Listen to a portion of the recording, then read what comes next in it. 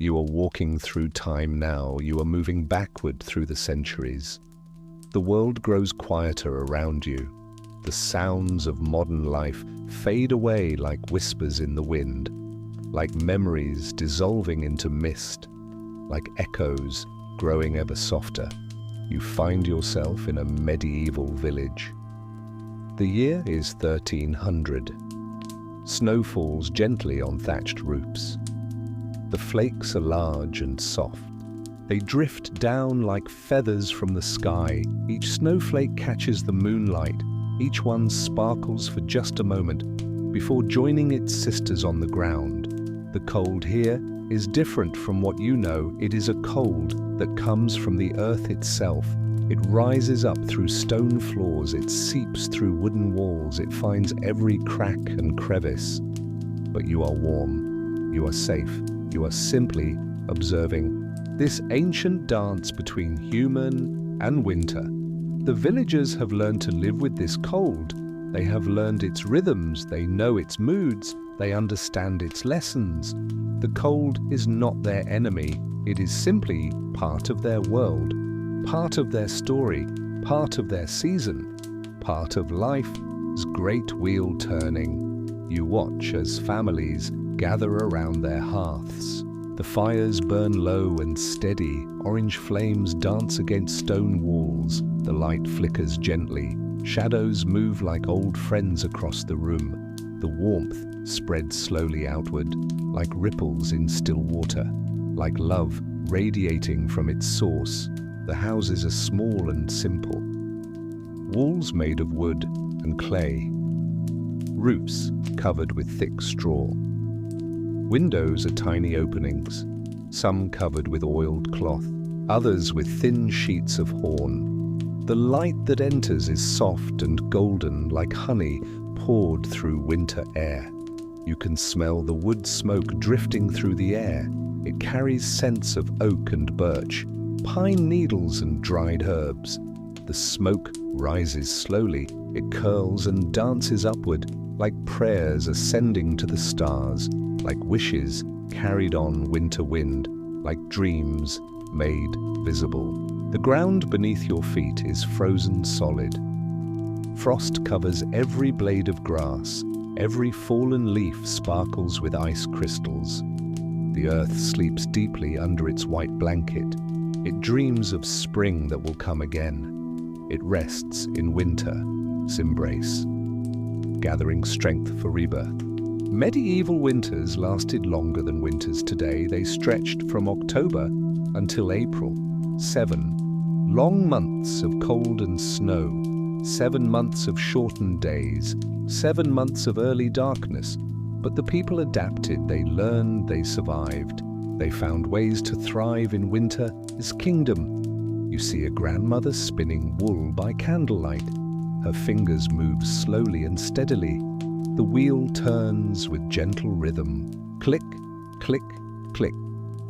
The sound is soothing, like a lullaby for the night, like a heartbeat keeping time, like the pulse of patient work.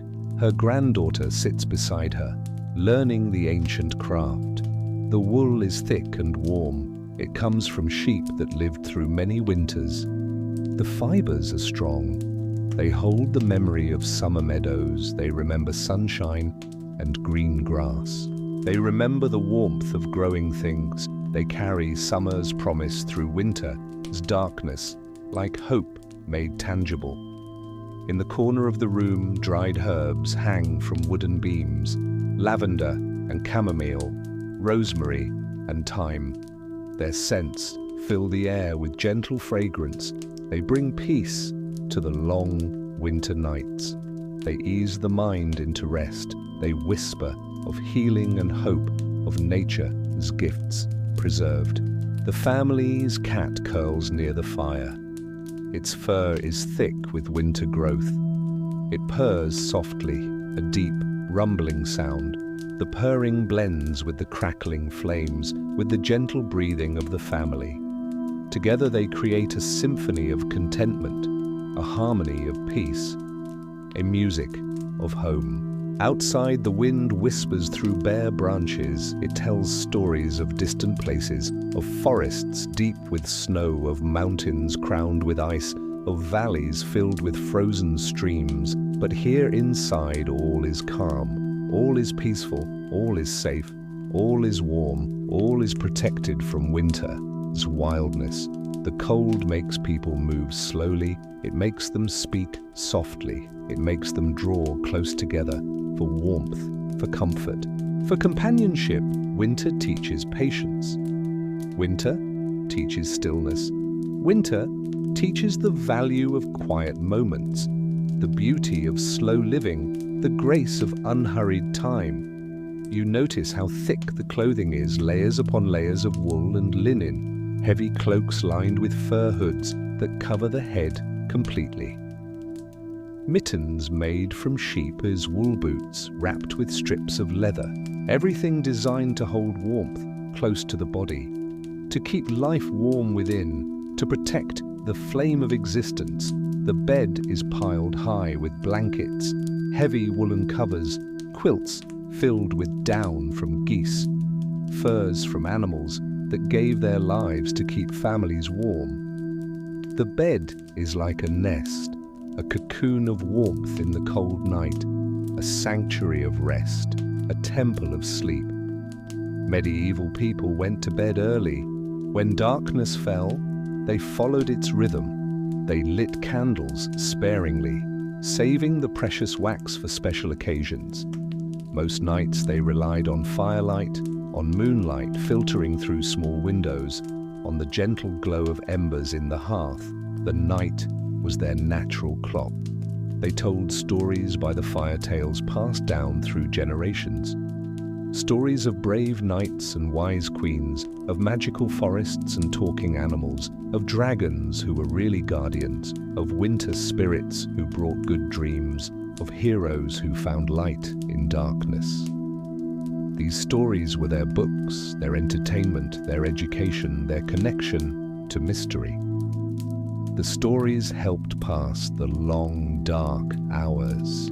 They bound families together with shared memories. They taught lessons about kindness and courage, about patience and hope. The words flowed like honey, like warm milk before sleep, like gentle rivers of wisdom carrying truth from heart to heart. You can hear the gentle snoring of the family dog. It sleeps on a pile of straw near the door.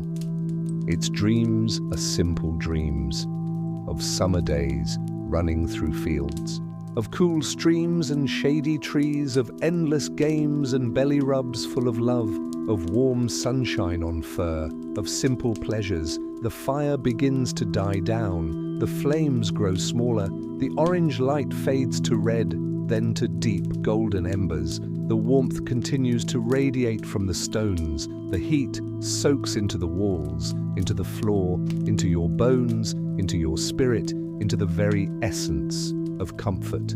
One by one, the family members prepare for sleep. They bank the fire carefully, covering it with ash to keep coals alive until morning. They check the door to make sure it is secure. They whisper quiet prayers of gratitude for warmth, for food, for each other, for another day lived, for love shared. The mother tucks her children under layers of blankets. She kisses each forehead gently. She whispers words of love, words of protection, words that chase away any fear of the cold, dark night. Her voice soft as falling snow, her touch gentle as candlelight, her love warm as summer. The father adds one more log to the fire. He arranges it carefully so it will burn slowly through the night, providing steady warmth until dawn. He too whispers a prayer of thanks for his family's safety, for their simple home, for another day survived, for love that warms hearts better than any fire. You feel yourself growing drowsy. The gentle sounds of the medieval night surround you, the soft breathing of the sleeping family, the quiet settling of the house as it cools, the whisper of wind through the straw roof, the peaceful sounds of safety and rest, the lullaby of winter night. Snow continues to fall outside, each flake adding to the blanket that covers the village, each one unique and beautiful, each one a gift from the winter sky. The snow muffles all sound. It creates a cocoon of silence around the house, a blanket of peace, a cushion of quiet. Your eyelids begin to feel heavy. The warmth from the dying fire wraps around you like a soft blanket. The scents of wood smoke and dried herbs fill your senses with peace. The gentle rhythm of sleeping breaths becomes your lullaby, your pathway to rest, your bridge to dreams.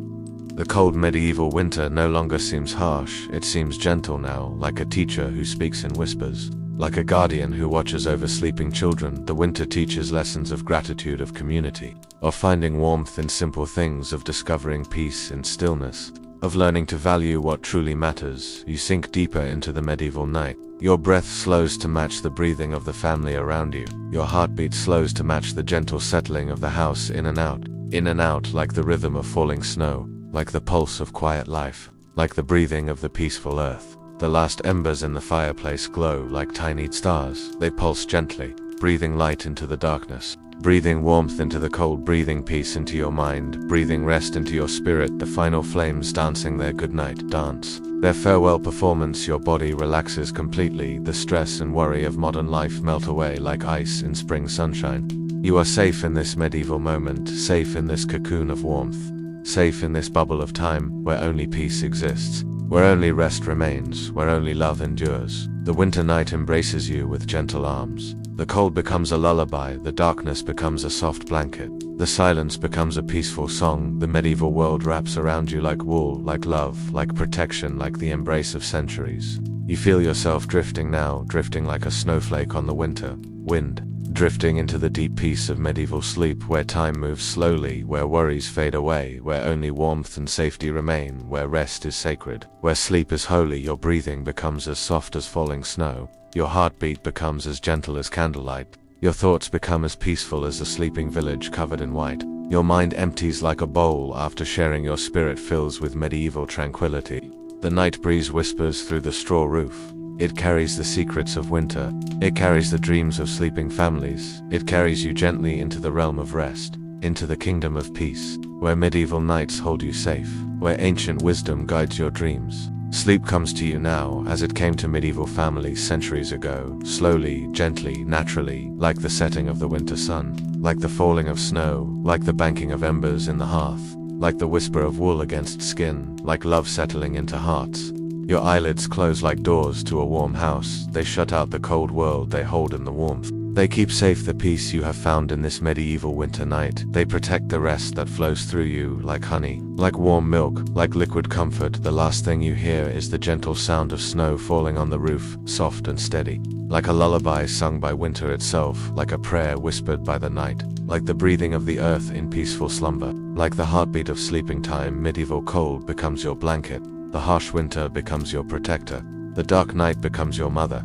The falling snow becomes your song, and you rest in the arms of medieval winter, where cold taught warmth, where darkness taught light, where hardship taught gratitude. The village sleeps around you. Houses full of dreaming families, each home a warm sanctuary, each family a small community of love. The collective breathing of the village creates a rhythm of peace, a symphony of rest, a lullaby of contentment. Medieval windows glow softly in the night, like eyes nearly closed in sleep, like gentle beacons of warmth, like promises of safety. The yellow light filtering through horn and oiled cloth creates patterns on the snow, geometric shadows of comfort.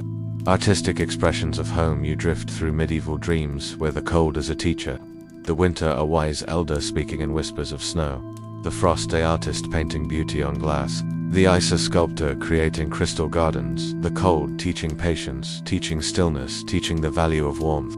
Medieval people knew the cold intimately. They felt it in their bones, they breathed it in their lungs, they tasted it on their tongues.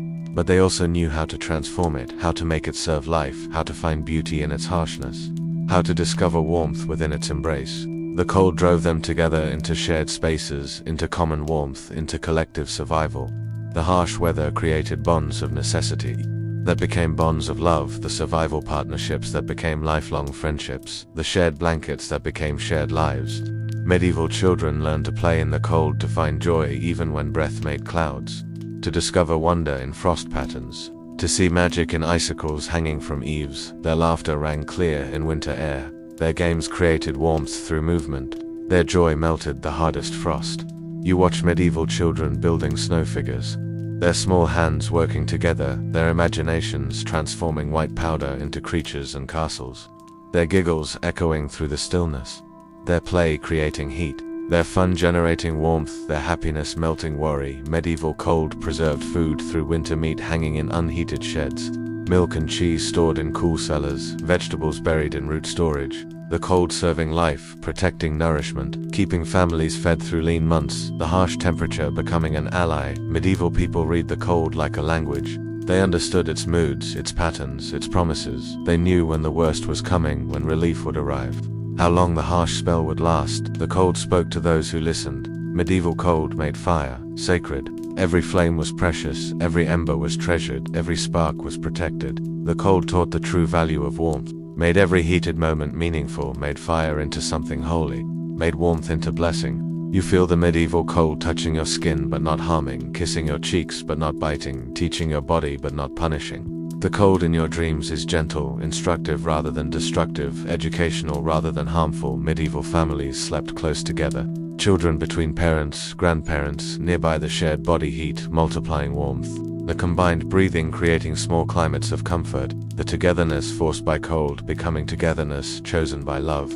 Medieval cold made stars brighter, cleared the air of summer's haze, sharpened the night sky into crystal clarity, made the moon seem closer, made the heavens appear more real. The cold polishing the universe, making the divine more visible. You see medieval people looking up at winter skies, their faces turned toward brilliant stars, their eyes reflecting celestial light, their breath making small clouds that dissipate into infinity. Their connection to the cosmos made stronger by the clear cold air. Medieval cold slowed time, made moments stretch, made patience necessary, made hurrying impossible. The cold teaching a different rhythm, a deeper pace, a more thoughtful way of living where every action was considered, every movement deliberate. Medieval people learned to work with cold hands, to think with clear cold minds, to love with hearts warmed by necessity, the cold sharpening their focus, making them more aware, more present, more grateful. For every warm moment you drift deeper into medieval cold understanding, its lessons, its gifts, its hidden blessings, the way it drove people to creativity, to cooperation, to appreciation of simple warmth. The cold as teacher, as sculptor, as artist shaping human hearts. Medieval cold made spring miraculous, every first warm day a resurrection, every budding leaf a celebration, every returning bird a gift. The cold making the warm precious, making growth sacred, making life itself a miracle worth celebrating. The medieval cold wraps around you in dreams, like a blanket woven from centuries, like protection spun from wisdom, like comfort created from understanding. The harsh becoming gentle, the bitter becoming sweet, the difficult becoming meaningful. Medieval cold lives in your sleeping mind, teaching you its ancient lessons, showing you its hidden gifts, sharing its profound wisdom. The cold that shaped generations, now shaping your dreams, now guiding your rest. You sleep surrounded by medieval cold, by winter's ancient presence, by frost's artistic touch, by ice's crystalline beauty. The cold holding you like a careful parent, like a gentle teacher, like a wise friend, showing you the way to rest. Medieval cold fills your dreams with snowflakes, each one carrying a lesson, each one teaching patience, each one demonstrating uniqueness, each one showing that beauty comes in infinite forms, that no two moments are exactly alike. The cold becomes your lullaby, the winter wind your gentle song, the frost your artistic inspiration, the ice your teacher of clarity, the snow your blanket of peace, the medieval winter your gateway to perfect sleep. And you sleep as deeply as the frozen earth, as peacefully as the snow-covered village, as gently as the medieval families, who learned to find comfort in winter's embrace, who discovered that even the coldest night could hold the warmest dreams, could nurture the deepest peace. Sleep now, sleep deeply, sleep peacefully. The medieval winter holds you safe in its arms. The cold has become warmth, the darkness has become light, the harsh season has become a gentle teacher guiding you into dreams where rest is pure and deep and healing. The medieval night continues around you, holding you in its ancient embrace, teaching you the secrets of winter rest, showing you how cold becomes comfort, how darkness becomes peace, How winter becomes the season of the deepest sleep, the most healing slumber. Your breath mingles with medieval air. Your heartbeat joins medieval rhythms. Your dreams become part of medieval nights where sleep was sacred, where rest was honored, where peace was found in the simplest things, where cold taught the deepest lessons about warmth. The cold that once seemed harsh now feels like silk against your skin. The darkness that once seemed frightening now feels like velvet wrapping your spirit. The winter that once seemed brutal now feels like the gentlest season, offering the deepest rest, the most complete peace. Medieval families sleep around you, their breathing steady and peaceful, their hearts beating with ancient rhythms, their dreams filled with hope for spring, their rest deep and healing and complete, and you join their peaceful slumber, their timeless rest. The snow falls through your dreams, soft white flakes of medieval peace, each one carrying you deeper into rest, each one whispering stories of winter nights, each one adding to the blanket of sleep that covers you with medieval tranquility, that wraps you in ancient peace. Your body sinks into medieval rest, your mind empties of all but peace, your spirit fills with winter's gentle wisdom. Your dreams become part of the long history of medieval nights and medieval sleep, and medieval peace that lasts until spring returns to awaken the earth. The fire burns low in medieval hearths, the families rest in medieval peace, the night wraps medieval villagers in silence, and you sleep among them, finding rest in their ancient wisdom, rest in their patient endurance, rest in their quiet acceptance of winter's gifts. Sleep deeply in medieval winter, where cold taught people to value warmth, where darkness taught them to treasure light, where hardship taught them to find comfort in simple things, where winter became the teacher of life's most precious lessons, the deepest truths about what matters. The medieval night holds you now, in its ancient and peaceful embrace, where sleep is deeper than modern rest, where dreams are filled with timeless wisdom, where peace flows, like winter streams beneath the ice, carrying you into the deepest slumber, the most healing rest. And as medieval snow continues to fall, as medieval fires burn low, as medieval families rest in peace, you to find the deep rest of medieval winter, the sleep that heals and renews, the peace that fills and restores, the dreams that teach and comfort. Your medieval dream continues, as soft as falling snow, as warm as glowing embers, as peaceful as sleeping villagers under winter's gentle blanket, where rest comes naturally, where sleep comes easily, where peace comes like snowfall, gentle and steady and sure, wrapping you in medieval winter's embrace, teaching you the ancient art of winter sleep, showing you how cold becomes the pathway to the deepest warmth, how winter darkness leads to the brightest dreams, how medieval nights nurture the most profound rest. The cold touches everything in your dreams, every surface, every breath, every thought, but it is not harsh or cruel. It is gentle and teaching, it is patient and wise. It is the cold that medieval people learned to love. The winter they learned to embrace sleep, now in medieval kitchens, where hunger walked gently through villages teaching patience, through families teaching gratitude, through communities teaching sharing, where scarcity became abundance through love. Medieval people learned to read their bodies, to understand true hunger from simple want, to know when enough was plenty, to recognize satisfaction in simple, to find fullness in grateful, to discover abundance in appreciation. You drift through medieval dreams of harvest, when autumn brought relief, when stores were filled again, when preservation began, when winter's food was prepared, when hope took the form of grain bins filled, and root cellars stocked and meat preserved. Medieval harvest was community celebration, everyone working together, children gathering fallen fruit, women preserving vegetables, men slaughtering animals for winter stores, the abundance shared among all, the plenty distributed with wisdom, the harvest blessing everyone. You see medieval people working through autumn, preparing for winter's lean times, drying fruits and vegetables, smoking meats and fish, grinding grains into flour, making cheese from late milk, each task ensuring survival, each job protecting against hunger. Medieval preservation required knowledge: which foods lasted longest, which methods worked best, which combinations provided nutrition, which techniques prevented spoilage. The wisdom passed from generation to generation, the knowledge that meant life or death. Medieval root cellars were underground treasures carved into hillsides lined with stone, filled with earth's bounty: turnips and carrots, parsnips and beets. Each root a promise of nourishment, each vegetable a gift through winter. You smell the earthy scents of medieval storage roots and soil and preservation: stone walls holding coolness, wood shelves supporting abundance, the underground chambers that made winter survival possible. The hidden wealth beneath the frozen ground. Medieval people knew wild foods to plants that grew despite winter.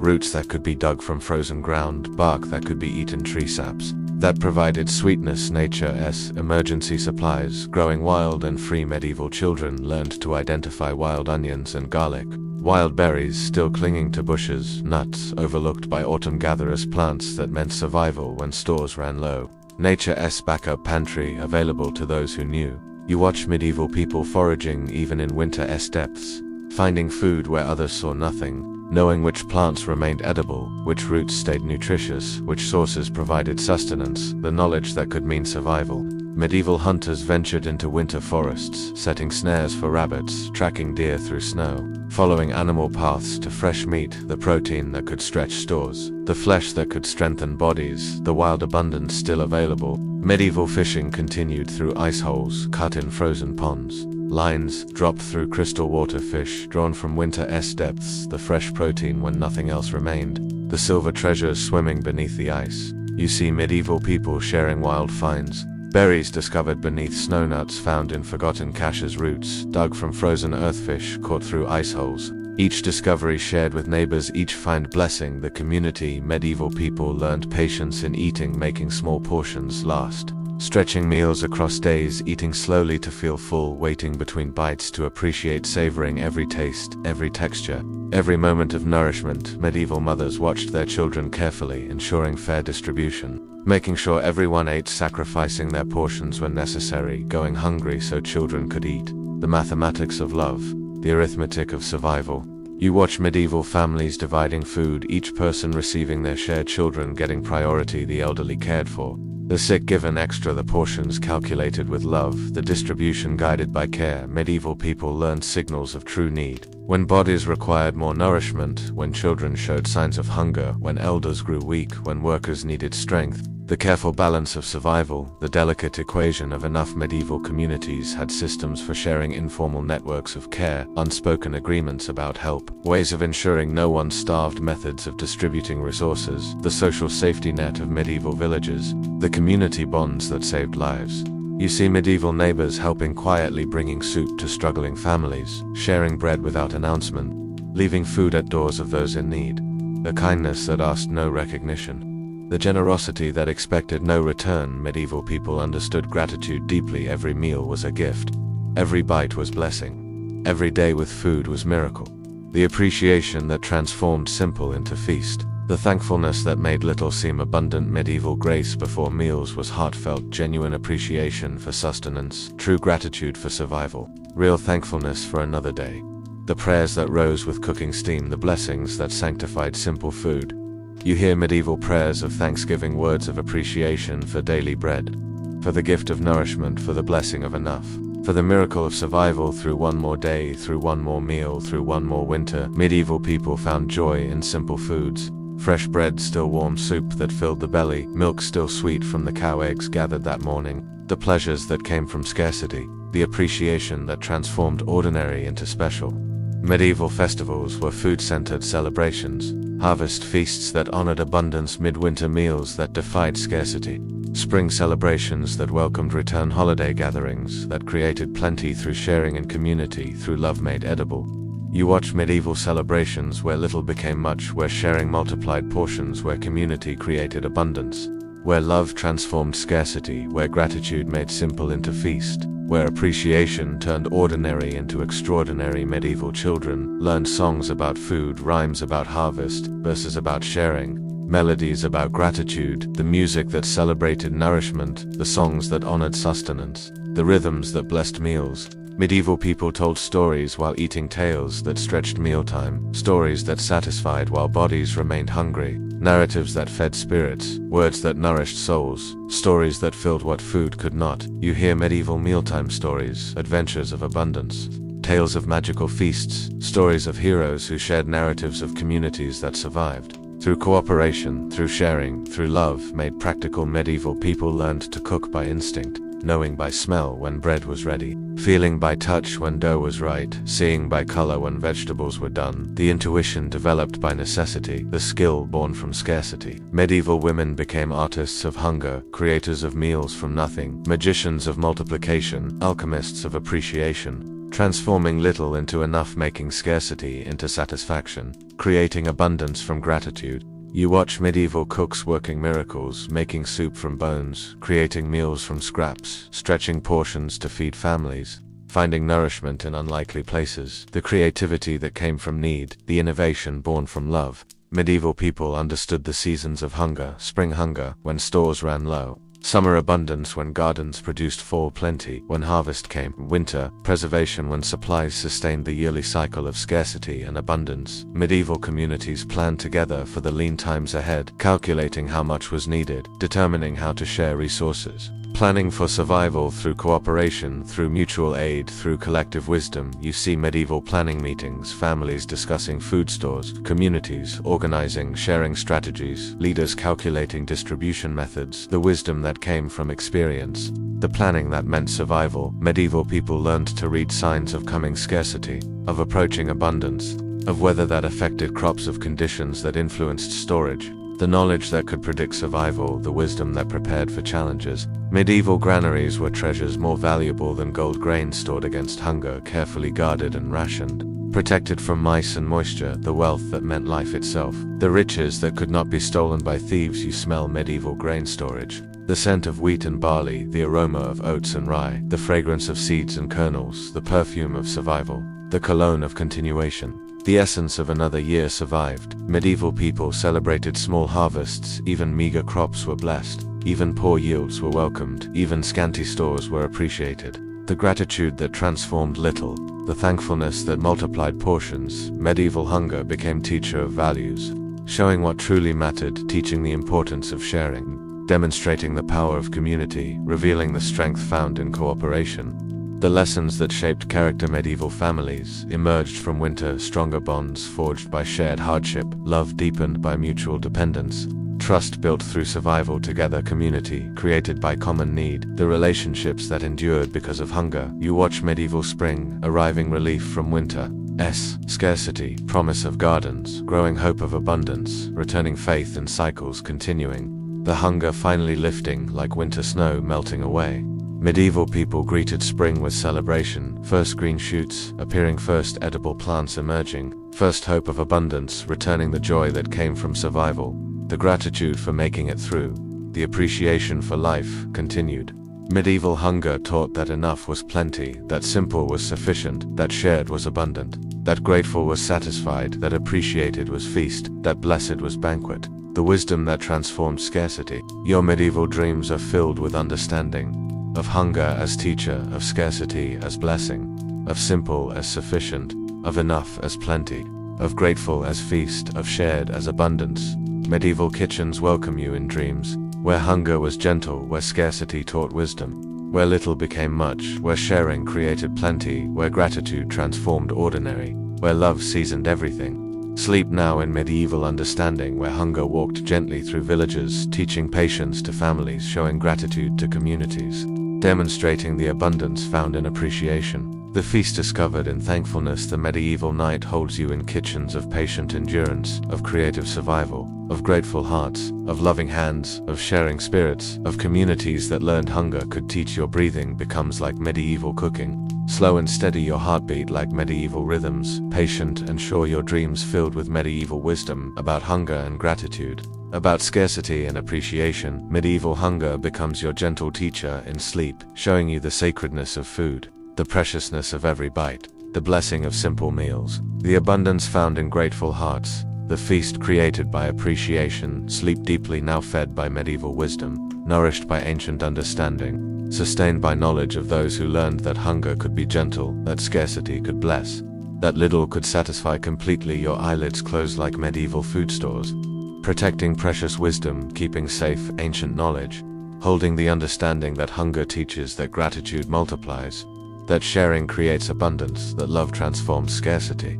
The medieval winter night continues, holding you in communities that learned to find abundance in gratitude, to discover plenty in sharing, to create feasts from appreciation, to make banquets from love, to transform hunger into wisdom. And you sleep among medieval families who learned hunger as gentle lessons, who discovered scarcity as blessings, who found abundance in gratitude, who created plenty through sharing, who made every meal sacred. Through appreciation and love, your medieval dreams taste of simple foods, bread and soup and porridge, each flavor carrying wisdom, each bite teaching gratitude, each meal blessing your sleep. With understanding of enough, with knowledge of abundance found in grateful hearts, sleep peacefully now in medieval kitchens, where hunger was teacher, where scarcity was guide, where gratitude was abundance, where sharing was feast, where love was the most important ingredient. In every meal, in every bite, in every moment. Chapter 3. When winter brought its healing, you drift deeper into medieval dreams. Now the winter night holds you gently like a healer's hands. The village below looks peaceful under its blanket of snow, each house a sanctuary of warmth and care, each window glowing with the light of ancient wisdom, each door opening to knowledge passed through generations. In medieval times, winter brought illness, but also brought wisdom. People learned to heal with what nature provided. They learned to find medicine in simple things, to turn common plants into powerful healers, to see the sacred in the ordinary, the miraculous in the mundane, the healing hidden in plain sight. You float down to a medieval cottage, where a wise woman tends the sick. Her hands are gentle and sure, her voice soft as falling snow. She moves like someone who carries centuries of knowledge in her bones, like someone who understands the secret language of healing herbs. The ancient conversation between plant and person. The cottage is filled with bundles of dried herbs hanging from every beam, covering every shelf, tucked into corners and arranged along walls. The air smells of lavender and chamomile, of rosemary and sage. Each scent carries healing power. Each fragrance holds the memory of summer. Each bundle contains nature's pharmacy. You watch her preparing a simple remedy, hot water poured over dried leaves. The steam rises, carrying essential oils, natural medicine extracted by heat. The tea becomes golden like sunlight captured in a cup, like healing made liquid, like hope made drinkable, like restoration served warm. Willow bark for pain, she whispers to herself, the ancient aspirin. Chewed slowly or steeped in hot water, the bark gives up its healing secrets, salicin flowing into tired bodies, easing winter's aches and soreness, like nature's own gentle medicine, like trees sharing their strength, like forest wisdom made available. Medieval people knew that elderberries fought winter sickness. The purple berries dried and stored through autumn, made into syrups thick as honey, sweet medicine that children took gladly. Nature's gift disguised as treat healing, hidden in sweetness. Purple power protecting against illness. You smell the elderberry syrup simmering. The kitchen fills with purple steam. The berries release their healing compounds, anthocyanins and vitamins, immune system strengtheners. Traditional wisdom proven by time, ancient knowledge confirmed by experience, modern understanding validating old ways. Echinacea grew wild in meadows, its purple flowers dried and ground. The powder stirred into warm drinks, bitter but effective. Medieval people called it the immunity herb. They trusted its purple power. They believed in its healing gift. They knew what modern medicine would later prove. Honey was medicine and sweetness combined. Antibacterial and soothing for sore throats and coughing fits, for wounds that needed gentle healing. Golden healing flowing from wooden spoons, like liquid sunshine, like concentrated summer, like sweetness with purpose, like nature as antibiotic. You watch the wise woman combining honey with herbs, creating medicine that tastes like nature's candy. The honey preserves the herbs. Power makes bitter medicine sweet, turns healing into pleasure, makes medicine into gift, makes restoration into treat, makes wellness into joy. Ginger root traveled from distant lands, dried and ground to precious powder. A pinch in hot water for stomach troubles, for nausea and digestive pain. The warm spice heating bodies from within, like internal fire, like comfort in powder form, like warmth concentrated, like healing flame. Medieval healers knew mint for digestion, peppermint and spearmint leaves, dried in autumn's fading sun, steeped in winter's darkest hours. The cooling herb that warmed the stomach, the plant that soothed internal storms, the leaves that calmed digestive troubles. You smell mint tea brewing, the scent fresh as spring meadows. Even in winter, as deepest cold, the mint carries memories of growing things, of life continuing beneath the snow, of green things sleeping but not dead, of summer preserved in dried form. Garlic hung in braided strings from kitchen rafters and cellar beams, not just for flavoring food, but for fighting infection. Antibacterial and antiviral. Medieval people ate it like medicine, like protection made edible, like shields against sickness, like warriors against winter illness. Rose hips gathered after petals fell, the seed pods full of vitamin C, nature's answer to winter scurvy. Bright red berries dried like jewels, medicine hidden in beauty, healing disguised as decoration. Vitamin stores preserved from autumn's bounty. You watch children drinking rose hip tea. Their faces scrunch at the tart taste, but their bodies absorb the healing, the vitamin C strengthening their blood, preventing the winter weakness. Nature as medicine, working silently, health building with every sip, prevention disguised as beverage. Time for coughs that shook winter nights, the tiny leaves packed with power, antiseptic and expectorant, helping lungs clear themselves. Of winter's accumulated dampness, of the cold that settled deep, of the breath that labored hard, medieval mothers made time honey. For children's nighttime coughing, the herbs and honey working together, soothing throats and calming minds, turning medicine into comfort, making healing taste like love, making restoration feel like care. You hear a child's cough growing quieter as the time honey does its work, the healing happening gently without harsh medicines or fear. Nature's pharmacy opening its doors, offering gentle relief like mother's touch made edible, like comfort served from spoons, pine needles made vitamin T, the evergreens giving their gift, fresh needles even in winter, steeped to release their treasure, preventing scurvy, keeping bodies strong, the trees sharing their life force, green medicine from winter forest. Medieval people knew chamomile for sleep, the gentle flowers dried like stars, golden tea for worried minds, for bodies too tense to rest, the herb that whispered peace, the plant that taught relaxation, the flower that invited dreams. You smell chamomile brewing, the scent like honey and apples, the tea pale gold in wooden cups, steam rising with calming power,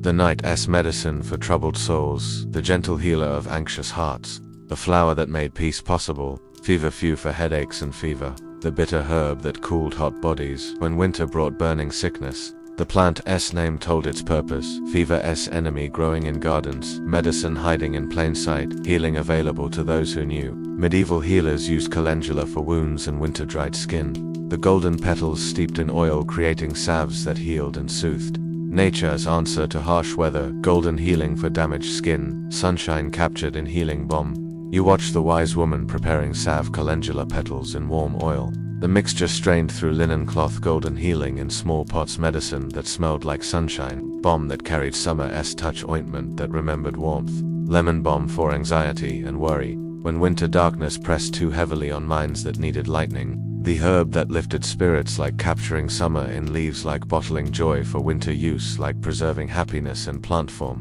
Medieval people made healing broths, chicken soup with healing herbs, bone broth simmered for hours, drawing nutrients from marrow, creating liquid strength for winter bodies, food and medicine.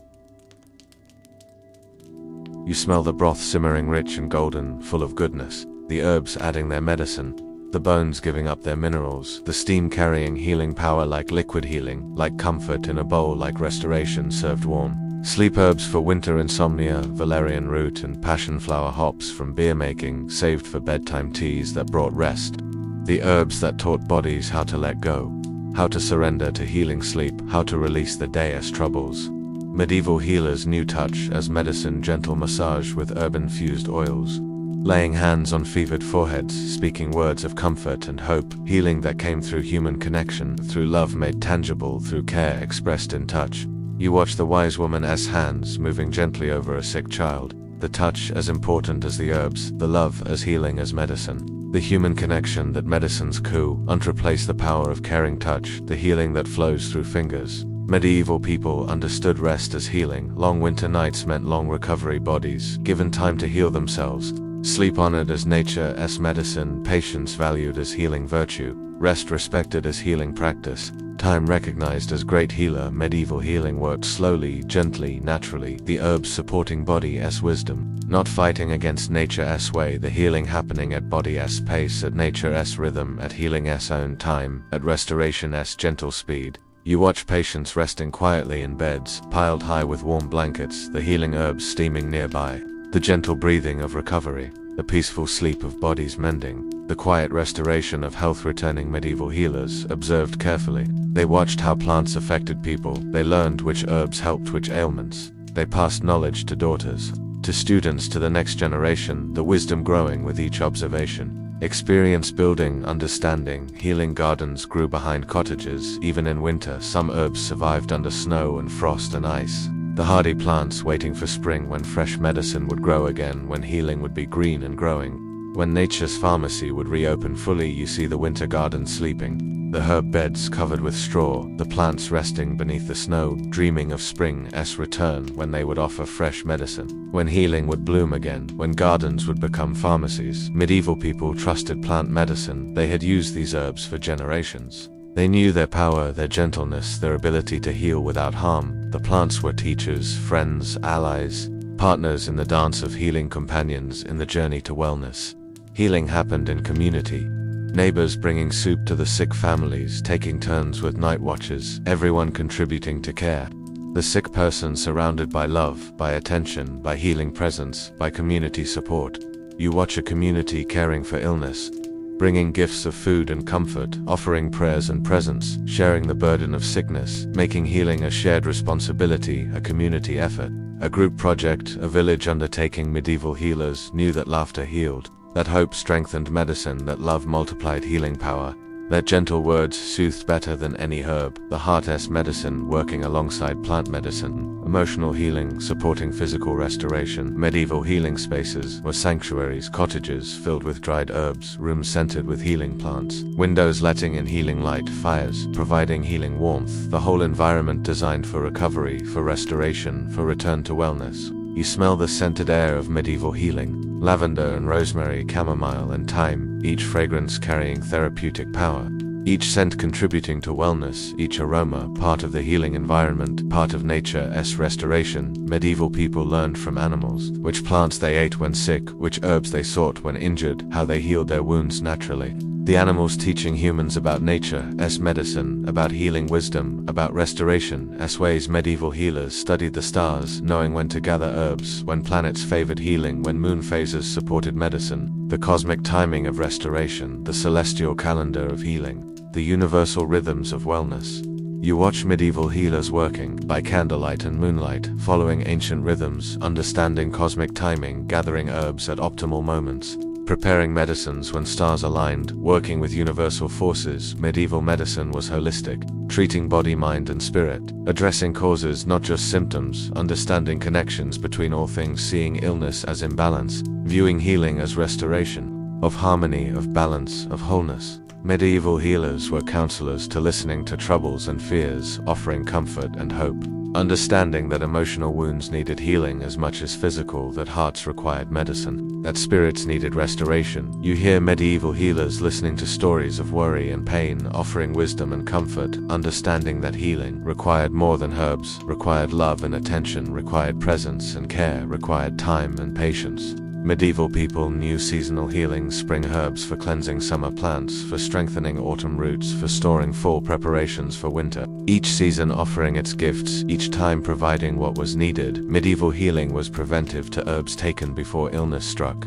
medicines used to maintain health, plants consumed to build strength, healing happening before sickness arrived, prevention valued over cure, wellness maintained through wisdom. You watch medieval people taking preventive herbs daily, building immunity naturally, strengthening bodies, gradually maintaining health, consistently using plants as protection, as shields against illness, as guardians of wellness. Medieval healers taught families how to use common plants, how to prepare simple remedies, how to recognize healing herbs, how to maintain health naturally. The knowledge shared widely, the wisdom distributed freely. Medieval children learned healing early, helping gather herbs and roots, learning to identify plants, understanding basic preparations, beginning their education in nature's medicine, in healing wisdom, in restoration arts. You see medieval children learning to recognize healing plants, to understand their uses, to prepare simple remedies, their education beginning early, their wisdom growing slowly, their knowledge building surely. Medieval healing honored elders, the old women who knew plants, the ancient men who understood herbs, the grandmothers who prepared medicine, the grandfathers who taught healing, the wisdom keepers of healing knowledge. Medieval communities protected healers, valued their knowledge, supported their work, respected their wisdom, understanding that healers were treasures to be preserved, knowledge to be maintained, wisdom to be protected. You watch medieval healers teaching, passing knowledge to students, sharing wisdom with families, distributing understanding widely, making sure healing knowledge would survive, would continue, would pass to future generations. Medieval healing was art and science. requiring knowledge and intuition, understanding and feeling, learning and wisdom, study and experience, practice and devotion, years of dedicated learning. Medieval healers were artists creating beautiful preparations, making medicine appealing, turning healing into art, transforming restoration into beauty, making wellness attractive, making health desirable. You smell medieval healing preparations. Beautiful combinations of herbs, artful blends of medicine, lovely mixtures of plants, each preparation crafted carefully, each medicine made beautifully, each remedy created artfully. Medieval people understood that healing required faith and hope, trust and belief, confidence and optimism, the mind's power to heal, the spirit's ability to restore, the heart's capacity to overcome. Medieval healing included ritual, sacred preparation of medicine, blessed gathering of herbs, ceremonial creation of remedies, the healing enhanced by reverence, the medicine strengthened by respect, the restoration supported by faith. You watch medieval healing ceremonies, plants gathered with gratitude, herbs blessed before use, medicine prepared with reverence, healing treated as sacred act, restoration honored as gift, wellness celebrated as blessing. Medieval healers worked with seasons, following nature's rhythms, understanding Earth's cycles, knowing optimal timing, working with natural forces, flowing with cosmic patterns, dancing with universal rhythms. Medieval people healed outdoors when weather permitted, taking medicine in gardens, resting under healing trees, breathing healing air, absorbing healing earth, receiving healing sun. You see medieval patients resting in herb gardens and healing spaces under trees and near flowers.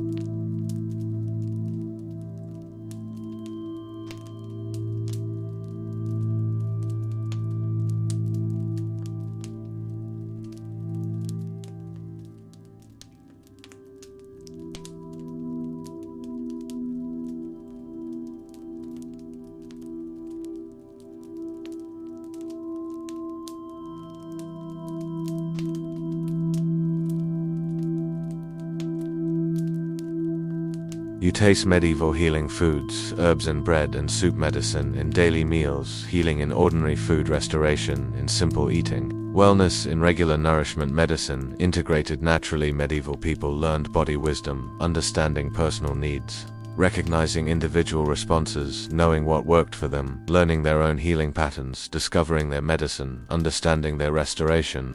Medieval healing was patient, allowing time for restoration, respecting healing's pace, trusting natural timing, understanding that wellness took time, took patience, took faith, took hope.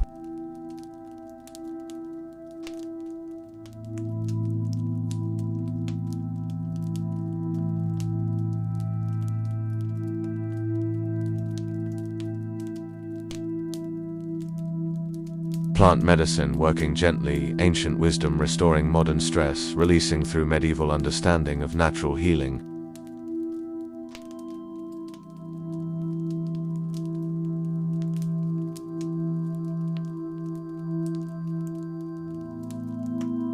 The medieval healer's cottage holds you in dreams of gentle restoration and visions of natural healing. In understanding of plant medicine, where wisdom was treasured, where knowledge was sacred, where healing was art, your eyelids close like herb store doors, protecting ancient wisdom, keeping safe, healing knowledge, holding the understanding that nature heals, that plants restore, that gentle medicine works. Sleep comes scented with lavender, flavored with chamomile, sweetened with honey, your dreams filled with healing herbs, your rest blessed by plant medicine, your sleep restored by ancient wisdom. In wise woman's knowledge, in ancient plant wisdom, where every plant had purpose, every herb had healing, every remedy had hope, and you sleep, as deeply as herbs resting in winter earth, as peacefully as patience and healer's care, as gently as medicine working through sleeping bodies, where restoration happens naturally, where healing flows like streams. Sleep, now in medieval healing, where plants were teachers, where herbs were friends, where medicine was gentle, where healing was natural, where restoration was art, where wellness was gift. The healing herbs of medieval times surround you in gentle dreams, teaching you their wisdom, sharing their ancient knowledge, blessing your modern sleep with timeless understanding of nature's medicine. Your medieval healing dreams continue, soft as chamomile tea, gentle as lavender scent, sweet as honey, medicine where every sleep is restoration, where every dream is healing, where every rest is blessed by ancient wisdom, by plant medicine, by healing herbs, by wise women's knowledge, by nature as pharmacy, by gentle restoration, by medieval understanding that healing happens naturally through sleep.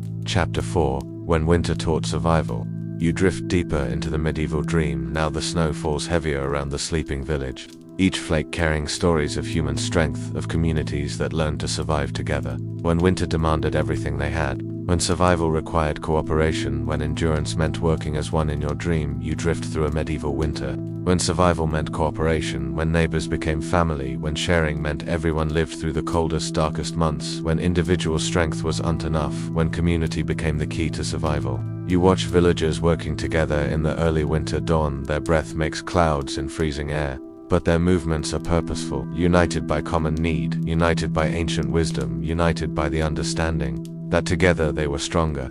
Firewood cutting was community work, men and women and children, to everyone with their own task.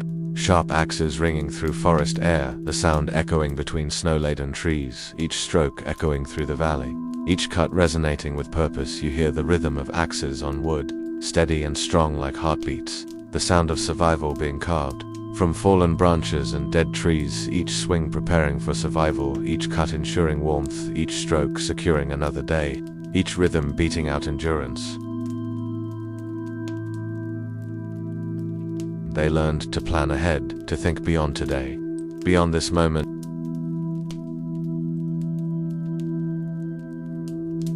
You smell the fresh scent of cut wood, oak and ash and birch and pine, each type burning differently, each one serving its purpose. Oak for long, burning through the night, pine for quick morning fires, each species offering its gift.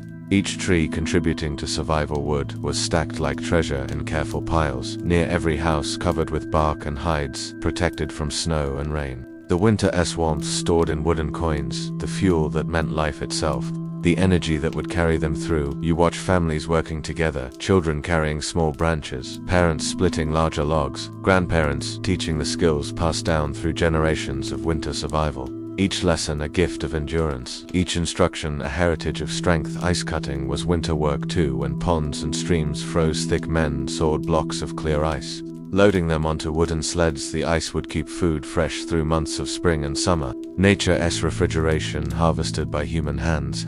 You hear the saws cutting through ice, the sharp sound ringing across frozen water, each block perfect and clear crystal storage for future needs. The careful work of preservation, the patient labor of planning, the foresight that meant survival. Medieval people repaired everything through winter: broken tools and torn clothing, damaged houses and leaking roofs. Nothing was wasted, everything was saved, nothing thrown away until completely beyond use. Necessity, the mother of preservation; conservation, the child of survival. You watch craftsmen working by firelight, mending harness, leather, sharpening blades and tools, creating new things from broken old. The winter months used for fixing, preparing; the dark season for restoration, the cold time for renewal and repair. Women spun wool through winter evenings, the spinning wheels turning steadily, thread growing longer day by day. The sheep's gift transformed by patient hands into cloth for next year's clothing, the future woven thread by thread. Hope spun from fleece. You hear the spinning wheels humming, their rhythm peaceful and constant like meditation in motion. The thread growing stronger with each turn, the future being woven thread by thread. Hope, created through repetition, work transformed into rhythm. Medieval communities shared night watches, taking turns guarding against dangers, against wolves and thieves and accidents. Someone always awake, someone always listening for sounds that meant trouble, for threats that could harm the sleeping. The watchmen walked quiet paths through snow between the houses, their footsteps muffled by white, their eyes scanning darkness, their ears tuned for unusual sounds, their presence keeping everyone safe, their vigil protecting the vulnerable. You smell the smoke from watchfires, small flames that burned through darkness, beacons of safety for sleeping families, warmth for the guards who kept vigil through the longest, coldest nights, light in the deepest darkness, comfort for those who watched. Medieval people stored everything through winter: grain in underground chambers, root vegetables buried deep, preserved meat hanging from rafters, salt packed around wheels of cheese. Every morsel saved, every scrap preserved. You watch them checking stored supplies, making sure nothing spoiled, rotating older food to front.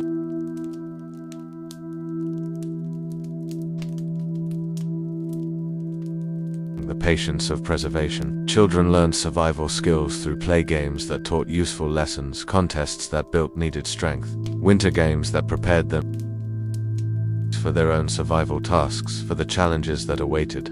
Medieval storytelling taught survival to tales of ancestors,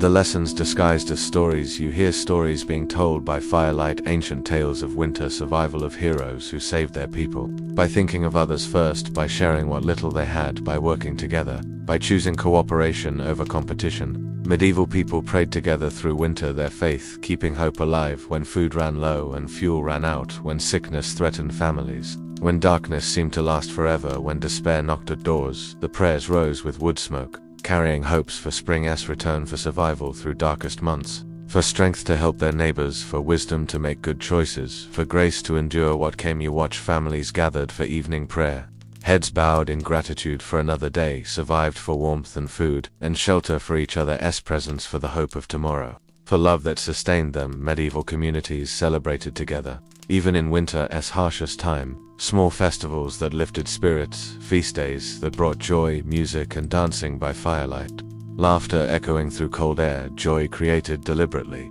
You hear medieval music drifting, the simple songs they sang together, melodies that carried hope, rhythms that connected hearts, words that reminded them they were not alone, that community endured. Medieval people learned from winter failure, when stores ran out too early, when fires burned too much wood, when illness spread through families, the hard lessons that saved future winters.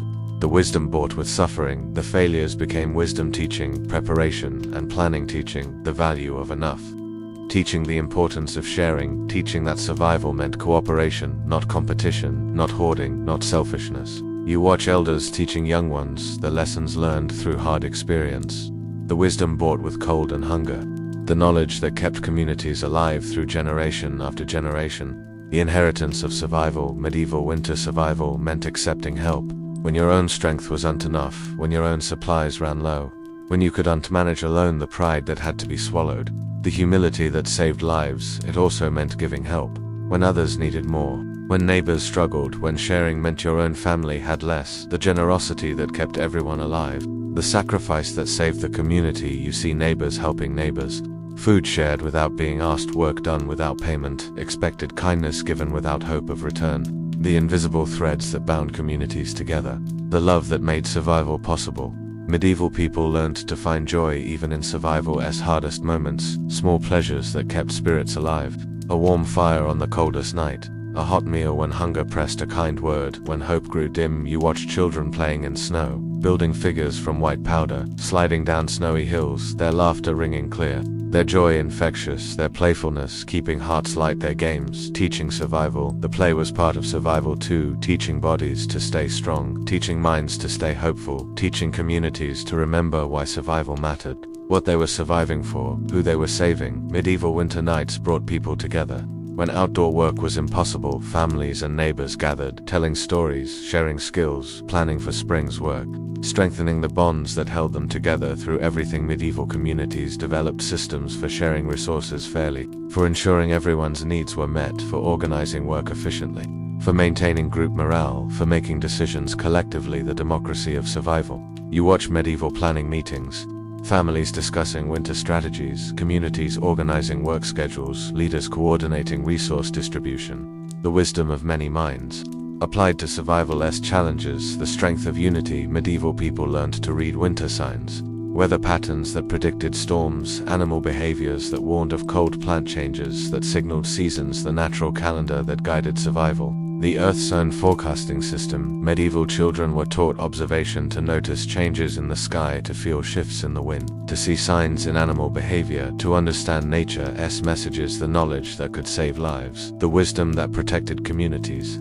You see medieval families teaching children how to read the winter sky, how to predict weather changes, how to prepare for storms, how to recognize danger signs. The survival education that began early, the knowledge passed through generations. Medieval communities created warmth together, shared fires in common rooms, collective cooking to save fuel, group gatherings that generated heat, the body warmth of crowds, the thermal efficiency of unity, the physics of survival. Medieval people understood thermal dynamics, how bodies shared heat, how clothing trapped warmth, how fires radiated energy, how structures conserved temperature, the science of staying warm, the engineering of survival.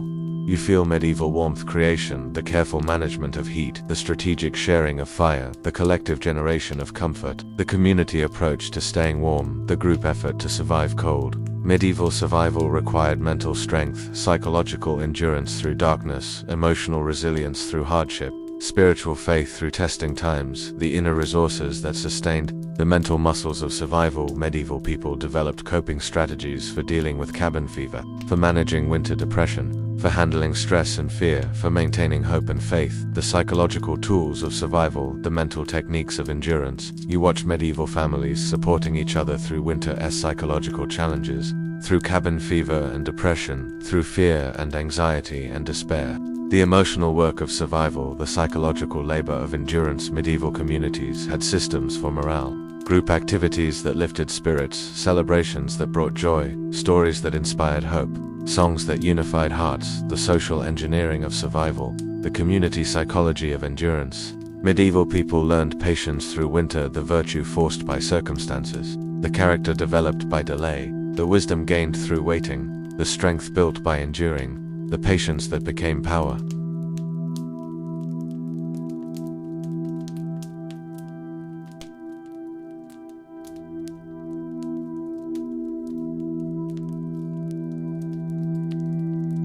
You see medieval people growing, through winter as harsh teaching, through survival as demanding lessons, through endurance as difficult schooling, through cooperation as necessary learning, the character formed by challenge, the wisdom earned through hardship. Medieval people, medieval survival was art and science, requiring knowledge and intuition, planning and improvisation, preparation and adaptation, the skills developed through generations, the wisdom refined through experience, the techniques perfected through necessity. Medieval people became experts in efficiency, using every resource, completely wasting nothing valuable, maximizing every advantage, finding uses for everything. The economy of survival, the thrift of necessity, the conservation of life. You watch medieval efficiency in action. Every scrap of food used, every bit of fuel burned purposefully, every moment of light utilized, every drop of energy conserved. The careful management of limited resources, the precise allocation of scarce supplies. Medieval communities developed specialization, different families with different skills,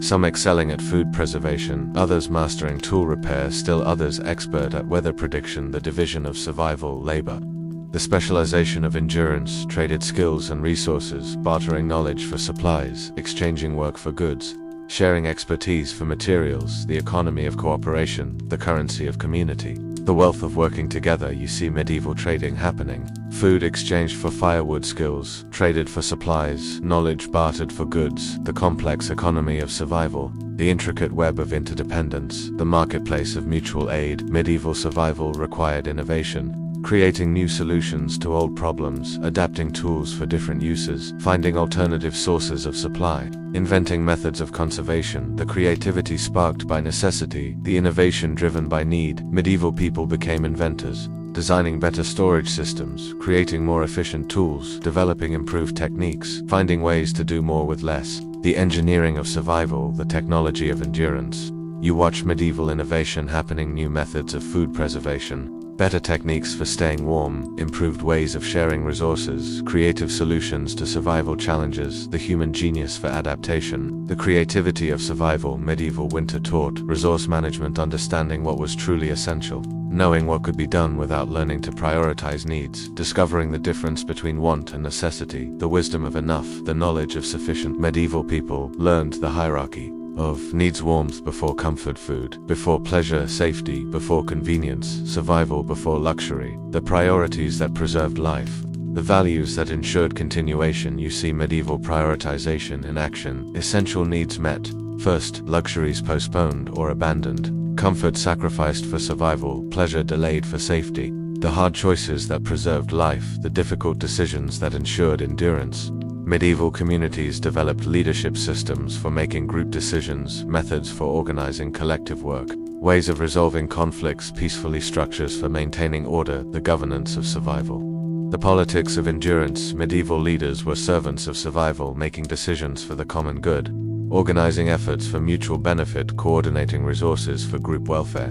The leadership that preserved communities, the guidance that saved lives. You watch medieval leadership in action, leaders organizing work assignments, coordinating resource distribution, making decisions for group welfare, resolving conflicts peacefully, the service of survival, the leadership of life. Medieval people learned compromise, understanding that survival required flexibility, that perfect solutions didn't always exist, but sometimes everyone had to give up something, that cooperation meant concession. The politics of survival. Medieval winter was laboratory of human nature, testing what people were really like, revealing true character under pressure, showing who could be trusted in crisis, demonstrating the power of community, the crucible of survival, the testing ground of character. Medieval people discovered their own strength, physical endurance they didn't know they had, mental toughness they had unrealized, emotional resilience beyond their imagination, spiritual depths previously unexplored, the hidden resources of survival. You feel medieval strength growing in dreams, the power that comes from enduring, the courage that develops through surviving, the wisdom that emerges from hardship, the character that forms through challenge, the strength born from struggle. Medieval survival created deep bonds, relationships forged in shared hardship, trust built through mutual dependence, love deepened by common struggle, communities strengthened by collective endurance, the connections that lasted lifetimes. Medieval people who survived together remained connected, forever bound by shared experience, united by common memory, linked by mutual dependence, the brotherhood of survival, the sisterhood of endurance. You see medieval bonds forming, neighbors becoming family, strangers becoming friends, individuals becoming community, the alchemy of shared hardship, the chemistry of common struggle, the transformation of survival. Medieval children learned survival early, taking on adult responsibilities sooner, developing maturity beyond their years, understanding the seriousness of life, appreciating the preciousness of existence, the education of reality, the schooling of survival. Medieval childhood was preparation, training for the challenges ahead, learning skills for future survival, developing character for coming tests, building strength for later battles. The education for endurance, the preparation for persistence. You watch medieval children learning, taking on increasing responsibility, developing survival skills early, understanding the importance of cooperation, learning the value of preparation, the childhood that prepared for life. Medieval people found meaning in survival, understanding that enduring was victory, that making it through was triumph, that preserving life was purpose, that continuing was success, the philosophy of survival, the meaning of endurance. Medieval winter gave life deep significance, making every day precious, making every moment valuable, making every survival a victory, making every endurance a triumph. The meaning found in continuing, the purpose discovered in persisting. You feel medieval meaning filling dreams, the significance of survival, the importance of endurance, the value of persisting, the triumph of continuing, the victory of making it through another day, another winter, another challenge. Medieval people celebrated small victories. Each day survived was achievement, each night passed was success, each meal shared was triumph, each fire maintained was victory. The appreciation of small wins, the recognition of daily success. Medieval survival was a series of small victories, daily achievements that added up, weekly successes that accumulated monthly triumphs, that built toward seasonal victories that meant survival, the power of incremental progress, the strength of steady persistence. You watch medieval celebrations of daily survival, achievements of weekly endurance, victories of monthly cooperation, triumphs of seasonal survival success, the joy found in continuing, the happiness discovered in persisting. Medieval people developed survival instincts, abilities to sense danger quickly, skills for recognizing opportunity, talents for judging character accurately,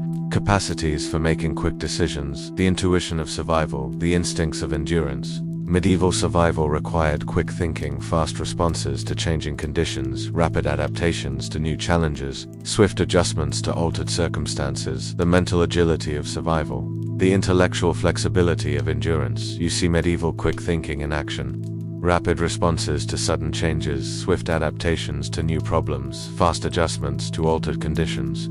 The mental speed of survival, the intellectual velocity of endurance. Medieval people learned to trust instincts, to follow gut feelings about danger, to listen to inner warnings about risk, to pay attention to subconscious signals, to honor intuitive knowledge about safety, the wisdom of instinct, the intelligence of intuition. Medieval winter was teacher of timing, understanding when to act quickly, when to move slowly, when to wait patiently, when to proceed cautiously. The rhythm of survival, the tempo of endurance. Medieval people developed perfect timing, knowing exactly when to plant, when precisely to harvest, when specifically to preserve, when particularly to consume. The calendar of survival, the schedule of endurance. You feel medieval timing in dreams, the rhythm of seasonal survival, the tempo of daily endurance, the beat of hourly persistence. The pulse of momentary continuation, the timing that preserved life, the schedule that ensured survival. Medieval survival required sacrifice. Individual desires for group welfare, personal comfort for collective survival, private pleasure for public good. The mathematics of survival. The arithmetic of endurance. Medieval people learned generous sacrifice, giving up personal wants for others, surrendering individual comfort for group, offering private resources for community. The generosity that saved everyone, the sacrifice that preserved all. You watch medieval sacrifice happening, personal comfort given up for others, individual resources shared with group, private pleasures postponed for survival. The generosity that preserved community, the sacrifice that saved everyone. Medieval communities honored sacrifice, recognizing those who gave for others, celebrating generous contributions, remembering selfless actions, appreciating individual sacrifice for group welfare, the gratitude for generous giving, the appreciation for selfless sharing. Medieval people found joy in sacrifice, happiness in helping others, pleasure in preserving community, satisfaction in saving neighbors, joy in generous giving. The paradox of sacrifice. The happiness found in giving. You feel medieval joy in sacrifice, the satisfaction of helping others, the pleasure of preserving community, the happiness of generous giving, the joy discovered in sharing, the fulfillment found in sacrifice. Medieval survival created deep wisdom.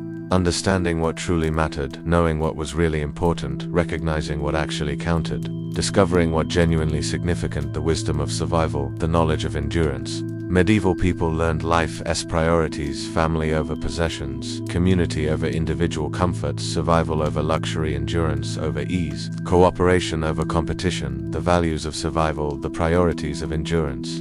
You absorb medieval wisdom in dreams. Understanding about true importance, knowledge about real significance, wisdom about genuine value, the priorities that preserve life, the values that ensure survival. Medieval winter was great teacher, instructing in patience and persistence, educating in cooperation and community, training in sacrifice and service, schooling in wisdom and endurance. Medieval people graduated from winter with degrees in endurance, with majors in cooperation, with minors in sacrifice, with honors in persistence. The education that saved lives, the learning that preserved communities. You feel yourself growing drowsy as medieval survival surrounds you. The wisdom of communities working together, the strength found in helping others, the hope kept alive through sharing, the courage developed through enduring. Your breathing slows like work pace at day, and your heartbeat steadies like community rhythms. Your mind quiets like villagers settling for night sleep, becomes part of winter survival, the rest that restored for tomorrow's challenges. The medieval night embraces you with the warmth of cooperation, the cold becomes the coolness of shared burdens, the darkness becomes the gentle shadow of communities caring for each other, the silence filled with sounds of mutual support. Medieval survival fills your dreams, not as struggle but as strength, not as hardship but as wisdom, not as suffering but as learning to live together, to help each other, to find hope in helping, to discover strength in sharing. Your eyelids close like doors of houses where neighbors always found welcome, they hold safe the lessons of winter survival. The knowledge that together everyone is stronger, the wisdom that cooperation conquers all. The night air carries the sound of communities sleeping peaceful, because they shared the burden, restful because they worked together, safe because they cared for each other, secure because they faced challenges. United sleep comes to you, supported by medieval wisdom, surrounded by community strength, held by the knowledge that survival means caring for others, means working together, means nobody faces winter alone. Your dreams are filled with the warmth of shared fires, the safety of night watchers, the comfort of communities who learned that winter is survived together or not at all, that survival is team effort. And you sleep as deeply as medieval villagers that learned cooperation, as peacefully as families who shared their burdens, as gently as communities that discovered survival as a gift given to each other. The night whispers medieval wisdom about survival, it shares the secrets of communities working together, the knowledge that strength comes from caring, the truth that hope lives in helping, the understanding that survival means service. Sleep now held by medieval community, where survival meant cooperation, where winter taught the value of sharing, where people learned that together they could survive anything, could endure everything, could endure everything, could overcome all challenges. The medieval night continues around you, holding you in communities that learned to work together for survival, to share resources for endurance, to cooperate for continuation, to unite for persistence.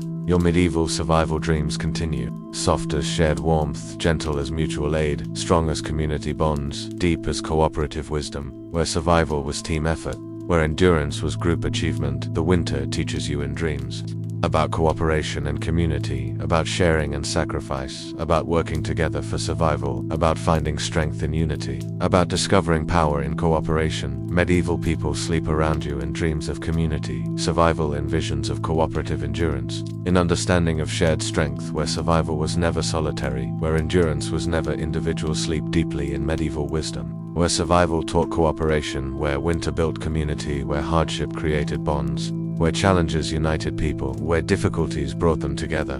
The medieval winter night holds you in communities of mutual support, in villages of shared resources, in families of cooperative survival where no one faced winter alone, where everyone helped everyone survive.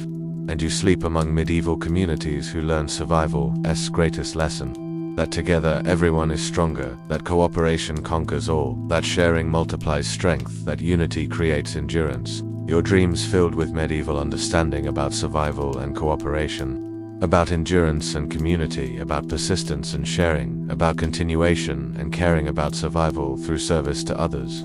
Sleep peacefully now in medieval communities where survival was team effort, where winter taught cooperation, where people learned together.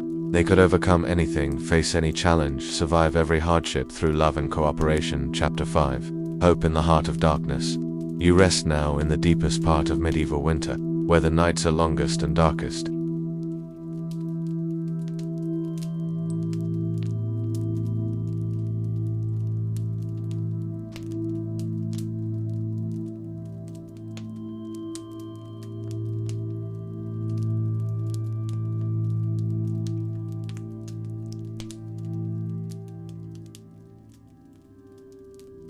Another heartbeat of love. Medieval people found hope in smallest things, a patch of sunlight through winter clouds, a bird singing on the coldest morning, a child's laugh echoing through frost. The simple miracle of waking up to another day of being alive, to another moment of possibility, to another chance for joy. You drift down to see hope being born. In ordinary moments of winter life, a mother's hands braiding her daughter's hair, a father carving a wooden toy, a grandmother humming ancient lullabies, while stirring soup over the fire, while tending the flame of family.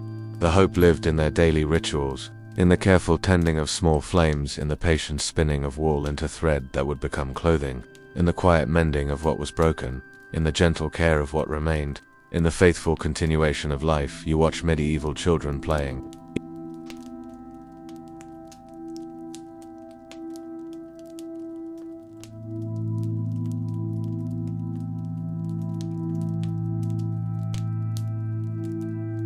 Children carried hope like torches, their energy warming cold hearts, their curiosity melting frozen spirits, their trust in tomorrow infectious and pure and strong, the future living in their bright eyes, the promise dancing in their laughter. Medieval people found hope in light, the precious glow of candles' flame, the warm dance of fire on walls, the silver gleam of moonlight on snow, the gold promise of sunrise, even when sunrise came late, even when daylight felt brief. You see a family lighting their evening candles. Each flame pushed back the darkness, each one a small victory over winter. The light multiplied in their eyes, creating warmth that had nothing to do with temperature, everything to do with spirit, everything to do with hope. Medieval hope lived in the promise of seeds, in grain saved for spring planting, in garden plots sleeping under snow, in fruit trees dreaming through winter of blossoms and leaves and harvest. The faith that growth would come again, the trust that life would return. You watch people planning spring gardens, drawing maps in winter evening light, discussing what to plant where, sharing seeds saved from autumn. Each conversation an act of faith, each plan a declaration of hope, each dream a victory over winter. Medieval people kept hope alive through beauty, creating lovely things even in hardship, carving patterns into wooden spoons, embroidering flowers on plain cloth, singing melodies that lifted hearts, making beauty from simple materials, transforming ordinary into extraordinary. You hear a medieval lute being played, the notes clear and sweet rising above the sound of winter wind music that carries the soul beyond cold and darkness and hardship, into realms of pure possibility, into kingdoms of endless hope. Art was hope made visible, beauty was faith made real, the creative spirit proving that humans were more than survival, more than endurance, more than getting through. They were beings of light and wonder, creators of beauty and meaning, medieval hope showed in acts of kindness. Neighbors visiting the lonely families, sharing with the hungry healers, caring for the sick, without payment or recognition, simply because care was needed, and hope lived in caring, and love lived in service. You watch small acts of love happening quietly through winter, a bowl of soup carried to sick neighbor, a warm cloak given to shivering child, a word of encouragement to discouraged friend, hope spreading like ripples in still water, love multiplying like candle flames. Medieval people celebrated the returning light in the darkest depths of winter. They marked the winter solstice, when days began growing longer again, the promise kept by nature, the hope written in seasons, the faith confirmed by cosmos. You see families gathering for winter festivals, candles burning bright against darkness, voices raised in songs of celebration, food prepared with extra care, joy created deliberately, consciously, defiantly against the cold, purposefully against the darkness. Religious hope sustained medieval hearts, faith in meaning beyond hardship, belief in purpose deeper than survival.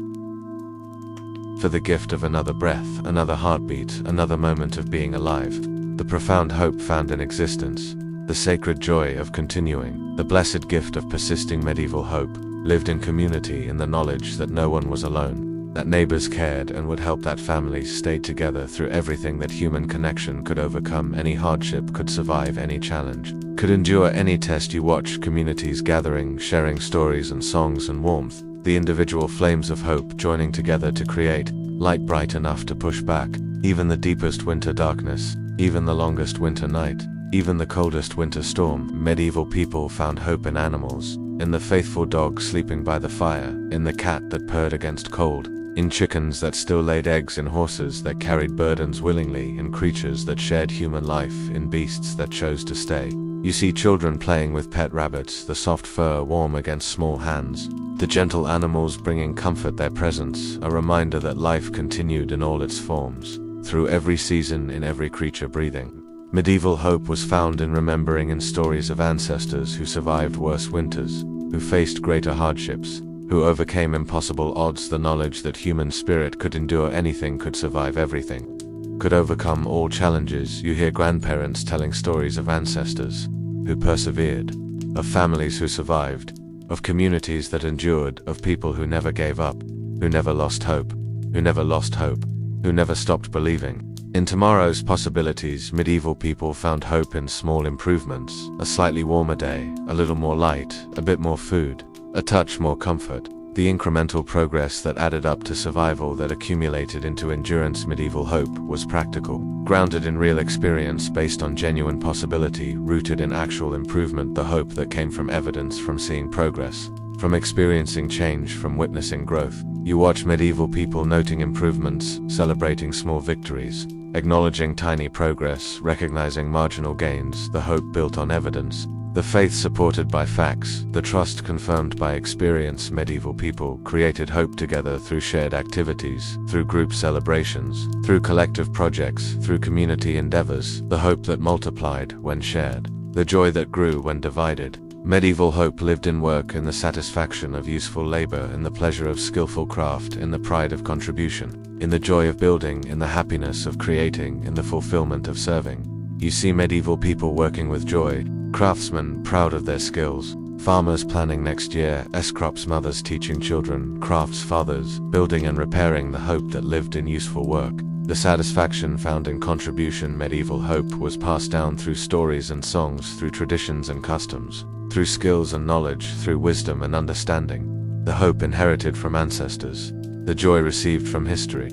Medieval children learned hope early through games and play, through stories and songs, through traditions and celebrations, through the modeling of adults who showed them hope was possible, who demonstrated joy was real. You watch medieval children absorbing hope, learning to trust in tomorrow, discovering faith in future, developing confidence in possibility, growing up believing in hope, growing strong through trust in life's goodness and meaning. Medieval hope survived disasters, through floods and famines, through plagues and wars, through loss and grief, through hardship and suffering.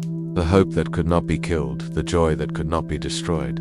Medieval people rebuilt after disasters started over, after losses began again, after failures continued on, after setbacks, the resilience that came from hope, the strengths that flowed from faith, the courage that grew from trust. You see medieval communities recovering, rebuilding after destruction, starting over after loss, beginning again after failure, the hope that enabled recovery, the faith that powered renewal, the trust that fueled restoration. Medieval hope was stubborn, refusing to surrender to despair, declining to yield to darkness, choosing to persist through hardship, deciding to continue through challenge. The hope that would not quit, the faith that would not fail. Medieval people were hope warriors, fighting against despair, battling discouragement, combating hopelessness, defeating desperation. The daily battle for hope, the ongoing war against despair, the constant choice for faith. You watch medieval hope warriors, daily choosing faith over fear, selecting trust over doubt, picking hope over despair, making decisions for light, making choices for joy, the daily discipline of hope. Medieval hope was contagious, spreading from person to person, passing from family to family, moving through communities like fire, like light, like warmth, the hope that multiplied when shared, the joy that grew when given. Medieval people shared hope deliberately, consciously spreading optimism, purposefully passing on faith, intentionally distributing joy, systematically sharing confidence. The evangelism of hope, the missionary work of joy. You see medieval hope spreading through communities like dawn, through families like warmth, through hearts like love, the hope that could not be contained, the joy that overflowed boundaries, the faith that broke all barriers. Medieval hope was seasonal, following nature's patterns, trusting natural cycles, believing in renewal, having faith in return. The hope that came with spring, the joy that arrived with growth. Medieval people understood seasons of hope and discouragement, of faith and doubt, of joy and sorrow, of light and darkness. The cycles that governed life, the patterns that ruled existence. You feel medieval seasonal hope, the trust that winter ends, the faith that spring returns, the confidence that growth comes, the assurance that light increases, the hope built on natural patterns, the joy grounded in cosmic rhythms. Medieval hope was embodied, lived in daily actions, expressed in ordinary deeds, shown in simple gestures, demonstrated in quiet ways. The hope that walked and worked, the faith that built and blessed. Medieval people were hope in action, caring for sick neighbors, sharing food with hungry families, teaching skills to children, building homes and communities, creating beauty and meaning, living hope into reality. You watch medieval hope working, building communities of care, creating networks of support, establishing systems of help, developing patterns of service, the hope that changed the world, the faith that transformed communities. Medieval hope was musical, expressed in songs and hymns, in melodies and rhythms, in harmonies and chants. The hope that sang itself into existence, the joy that danced itself alive. Medieval music carried hope forward through dark times, upward through difficult seasons, onward through challenging years. The songs that sustained spirits, the melodies that maintained faith, the rhythms that renewed hope. You hear medieval hope singing in work songs and lullabies, in celebration and worship, in festivals and ceremonies. The music that made hope audible, the songs that made joy hearable, the melodies that made faith tangible. Medieval hope was storytelling passed down through generations, shared around winter fires, told during long nights, the stories that carried hope, the tales that transported spirits, the narratives that nurtured faith. Medieval stories were hope libraries, collections of encouragement, anthologies of inspiration, volumes of faith, stories of triumph over adversity, tales of victory over challenge, narratives of hope over despair. You hear medieval hope stories, tales of heroes and heroines, stories of ordinary people doing extraordinary things, narratives of communities overcoming challenges, the stories that built hope, the tales that sustained faith. Medieval hope was creative, expressed in art and craft, in building and making, in designing and constructing. The hope that created beauty, the faith that made meaning, the joy that built civilization. Medieval creativity was hope in action, making beauty from simple materials, creating meaning from ordinary life, building significance from daily existence.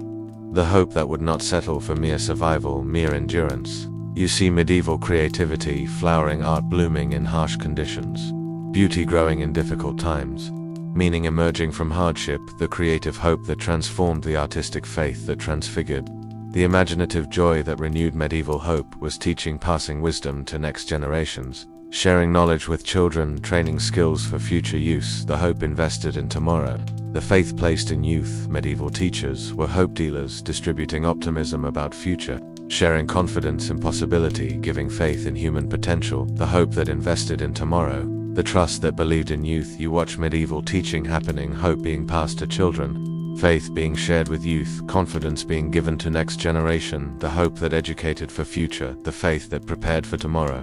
Medieval hope was building, constructing for future generations, creating for children not yet born, making for people not yet imagined, the hope that built beyond today, the faith that constructed for tomorrow. Medieval builders were hope architects, designing for future needs, planning for coming generations, building for descendants not yet born, the hope cast in stone, the faith built in wood.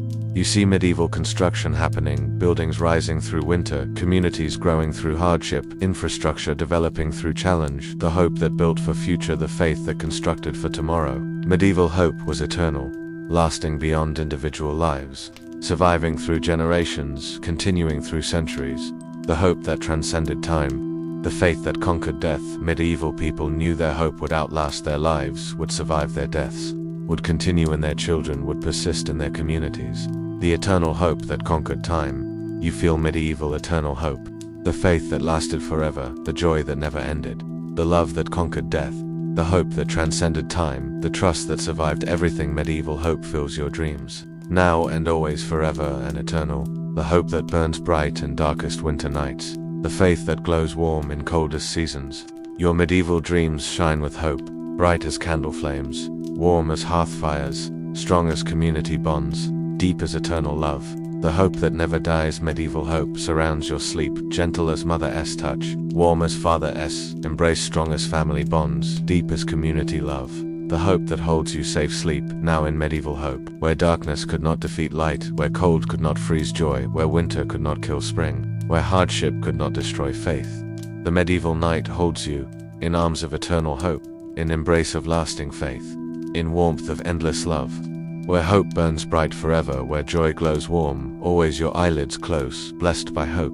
Your breathing slows, surrounded by faith, your heartbeat steadies, held by love.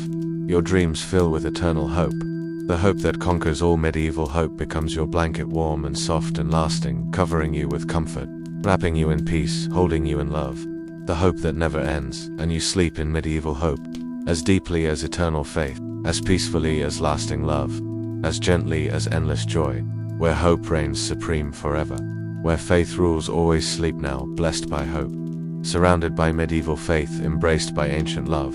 Where hope burns bright in darkest nights, where joy glows warm in coldest seasons.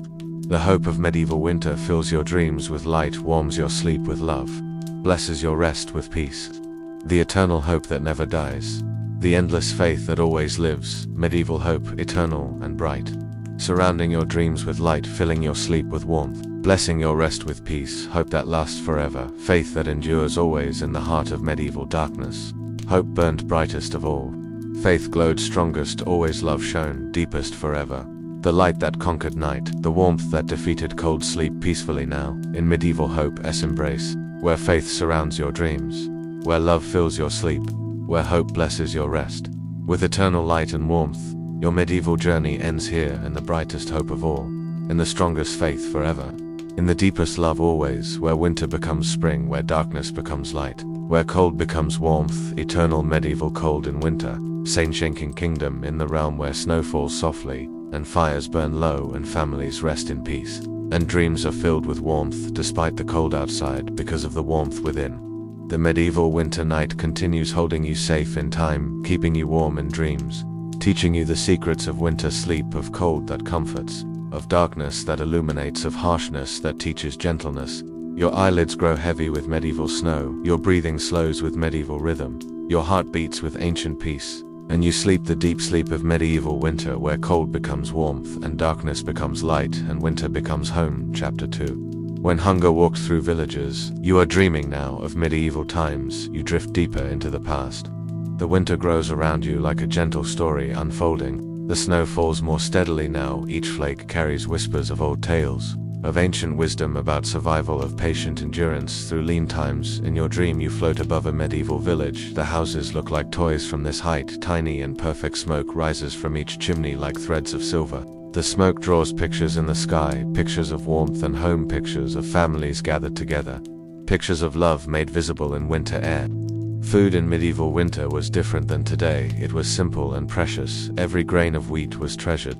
Every root vegetable was carefully stored. People ate to survive, to stay warm, to keep their bodies strong through the cold months. The relationship with food was sacred, was reverent, was filled with gratitude.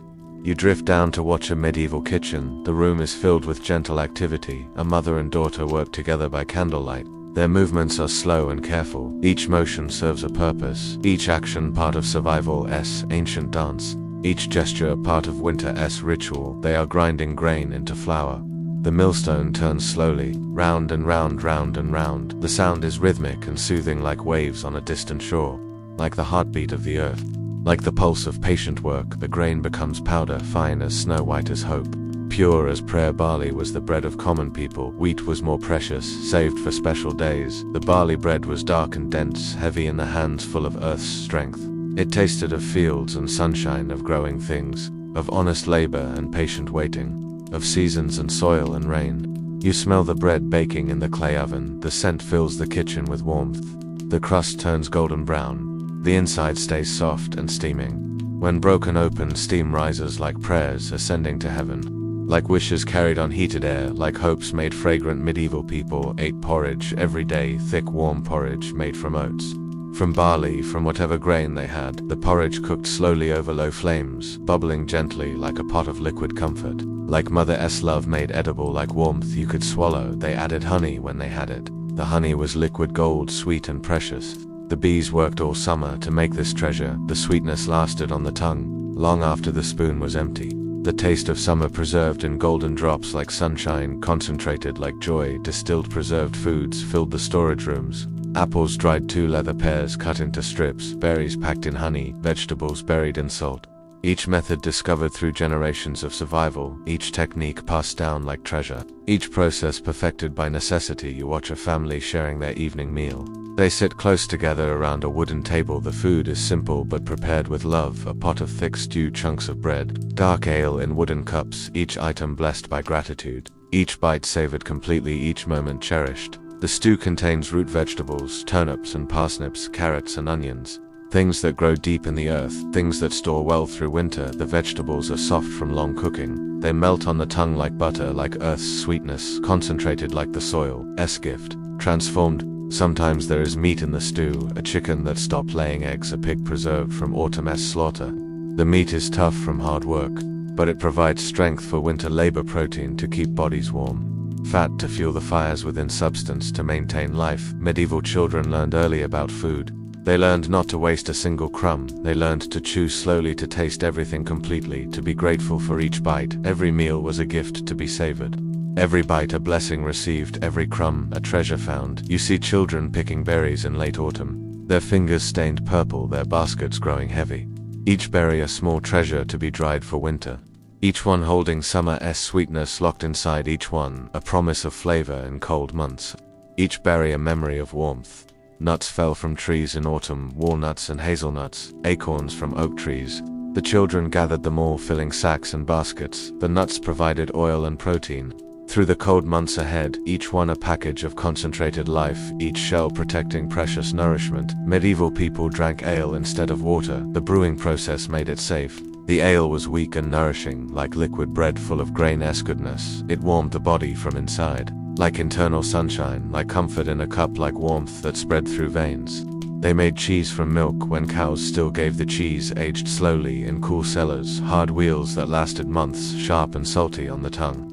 Full of summer's richness, preserved through winter's lean times, like captured sunshine in solid form, like milk transformed by time. Eggs were treasures when hens still laid. Each one carefully collected. Each one used completely, the shells ground up for chickens to eat, nothing wasted, everything precious, everything needed. Each egg a perfect package of life, each one a miracle of nourishment. You float through medieval markets, nearly empty in deep winter. Few merchants selling preserved goods, salt fish from distant seas, wheels of aged cheese, barrels of pickled vegetables, each item precious beyond measure. Each sale a lifeline, each transaction survival itself. The merchants' voices call softly through the cold air. Their breath makes clouds as they speak. They wear thick mittens and heavy cloaks. But still they smile at customers. Still they offer the best they have. Still they share their goods with warmth. Still they maintain human kindness. Salt was valuable as silver, it preserved meat through winter, it kept vegetables from spoiling. It was traded like treasure. Measured carefully, never wasted, each grain worth its weight. Each crystal protecting against hunger, each particle ensuring survival. Medieval cooks knew herbs that helped with hunger, nettle soup to fill empty bellies, dandelion greens for strength. Wild garlic to add flavor to simple meals, nature provided medicine disguised as food. Healing hidden in common plants, nourishment growing wild and free, you smell the herbs drying in kitchen corners, bundles of sage and parsley, thyme and marjoram. Their scents promise flavor for plain food. They promise healing for winter bodies. They promise hope for spring's return, each bundle a pharmacy of wellness, each herb a friend of survival. Children helped with food preparation, their small hands perfect for certain tasks, shelling nuts and sorting grain. Stirring pots and tending fires, they learned by watching, by helping, by being part of the family's survival, each lesson preparing them for life. Each task teaching responsibility. Medieval people shared food with neighbors. When one family had plenty, they shared with those who had little. When times were hard, everyone helped everyone survive. Winter taught community, winter taught generosity. The harsh season created bonds of care, necessity, bred compassion. You watched neighbors visiting each other, carrying small gifts of food, a pot of soup, a loaf of bread, a jar of preserved fruit, the gifts given quietly, without fanfare, acts of love, disguised as sharing simple kindness. In difficult times, grace-made edible medieval meals were eaten slowly. There was no hurry, no rushing. Each bite was chewed completely, each flavor appreciated fully. Conversation flowed around the table like honey, like warmth, like love binding families together through food, creating connection through sharing. Families said prayers before eating. Words of gratitude for simple food, words of thanks for another day, words of hope for tomorrow. The prayers rose with the steam from hot bowls, carrying thankfulness to heaven above the smoke of cooking fires. Into the realm of blessing, the last meal of day was lightest, a piece of bread with cheese, a cup of warm milk perhaps, herbs steeped in hot water, bodies preparing for sleep, stomachs content but not full, hunger becoming part of evening's rhythm, natural as sunset. Medieval people went to bed slightly hungry, it was normal, expected. The hunger was gentle, not painful. Like a quiet reminder of life, as fragility of food, as preciousness, of tomorrow as hope. The empty stomach, teaching patience, teaching gratitude, teaching appreciation. For enough you watch a mother tucking hungry children into bed, she whispers stories of spring, of gardens full of vegetables, of orchards heavy with fruit. The stories fill their minds with dreams of abundance, dreams of plenty, dreams of harvest, dreams of satisfaction. The children fall asleep dreaming of berries, of fresh bread warm from the oven, of milk still warm from the cow. Their hunger becomes part of their dreams, part of their hopes for tomorrow, part of their faith in better times, part of their trust in spring's return. Medieval winter hunger was different than starvation. It was a gentle companion, a reminder to be grateful, a teacher of patience. It made people appreciate every bite, every crumb, every taste, every meal that came, every moment of satisfaction. You feel yourself becoming drowsy. The medieval kitchen grows quiet. The fire burns low in the hearth. The smell of bread lingers in the air like a lullaby. Your senses like a song of comfort, like home made into scent, like love made breathable. The grinding wheel stops turning. The mother and daughter bank the fire. They cover the remaining bread with clean cloth. They whisper prayers of gratitude for today's food, for tonight, as warmth, for each other as presents, for the gift of enough. Medieval kitchens held more than food. They held the center of family life, the heart of home, the place where love was served with every meal, with every shared bite, with every moment of gathering around the table, where nourishment meant more than calories. Community winter taught generosity. The harsh season created bonds of care, necessity, bread, compassion. You watch neighbors visiting each other, carrying small gifts of food, a pot of soup, a loaf of bread, a jar of preserved fruit, the gifts given quietly without fanfare. Acts of love disguised as sharing simple kindness. In difficult times, grace-made edible medieval meals were eaten slowly. There was no hurry, no rushing. Each bite was chewed completely, each flavor appreciated fully. Conversation flowed around the table like honey, like warmth, like love binding families together through food, creating connection through sharing. Families said prayers before eating, words of gratitude for simple food, words of thanks for another day, words of hope for tomorrow. The prayers rose with the steam from hot bowls, carrying thankfulness to heaven, above the smoke of cooking fires. Into the realm of blessing, the last meal of day was lightest, a piece of bread with cheese, a cup of warm milk perhaps, herbs steeped in hot water bodies, preparing for sleep, stomachs content but not full hunger, becoming part of evening's rhythm. Natural as sunset, medieval people went to bed slightly hungry. It was normal, expected. The hunger was gentle, not painful, like a quiet reminder of life's fragility, of food as preciousness, of tomorrow as hope. The empty stomach, teaching patience, teaching gratitude, teaching appreciation for enough. You watch a mother tucking hungry children into bed. She whispers stories of spring, of gardens full of vegetables, of orchards heavy with fruit. The stories fill their minds with dreams of abundance, dreams of plenty, dreams of harvest, dreams of satisfaction. The children fall asleep dreaming of berries, of fresh bread, warm from the oven, of milk still warm from the cow. Their hunger becomes part of their dreams, part of their hopes for tomorrow, part of their faith in better times, part of their trust in spring's return. Medieval winter hunger was different than starvation. It was a gentle companion, a reminder to be grateful, a teacher of patience. It made people appreciate every bite, every crumb, every taste. Every meal that came, every moment of satisfaction. You feel yourself becoming drowsy. The medieval kitchen grows quiet. The fire burns low in the hearth. The smell of bread lingers in the air like a lullaby for your senses, like a song of comfort, like home made into scent, like love made breathable. The grinding wheel stops turning. The mother and daughter bank the fire. They cover the remaining bread with clean cloth. They whisper prayers of gratitude for today's food, for tonight's warmth, for each other's presence, for the gift of enough. Medieval kitchens held more than food. They held the center of family life, the heart of home, the place where love was served. With every meal, with every shared bite, with every moment of gathering around the table where nourishment meant more than calories. Storage rooms were temples of plenty. Grain in wooden bins, vegetables in root cellars, preserved meat hanging from hooks, each item carefully rationed, each portion planned.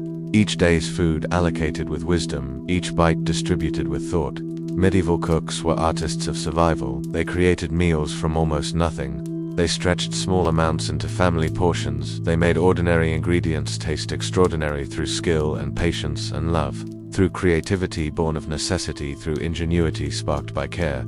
You watch a cook preparing soup from bones, the marrow releasing its richness, the vegetables adding their sweetness, the herbs contributing their healing, the pot becoming a cauldron of nourishment, a vessel of life itself. A container of love transformed into sustenance. Medieval hunger taught appreciation. Every meal was a celebration. Every bite was a gift. Every flavor was treasured. The empty stomach made food taste better, made simple meals seem like feasts, made ordinary flavors extraordinary, made enough seem abundant. Children learned to find fullness in less, to be satisfied with simple foods, to discover richness in plain flavors, to understand that enough was abundance, that gratitude multiplied every portion, that appreciation transformed scarcity into plenty, that thankfulness created satisfaction. Medieval food was medicine to healing, herbs in every pot, nourishing broths for the weak, strengthening stews for the weary, each meal designed to heal, to restore, to maintain life through winter, to keep bodies strong through cold months. You see healers preparing special foods, broths for the sick, teas for the weak,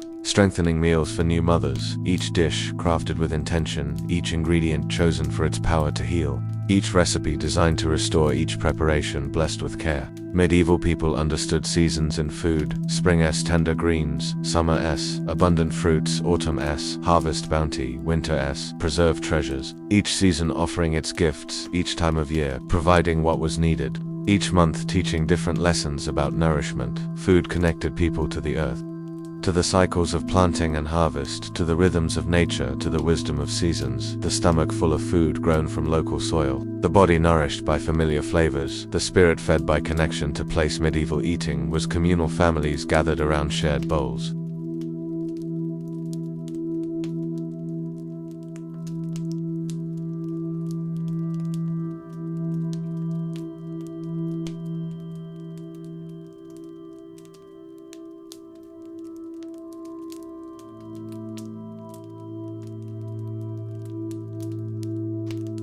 Through the magic of community, through the alchemy of sharing. Food was never just fuel in medieval times.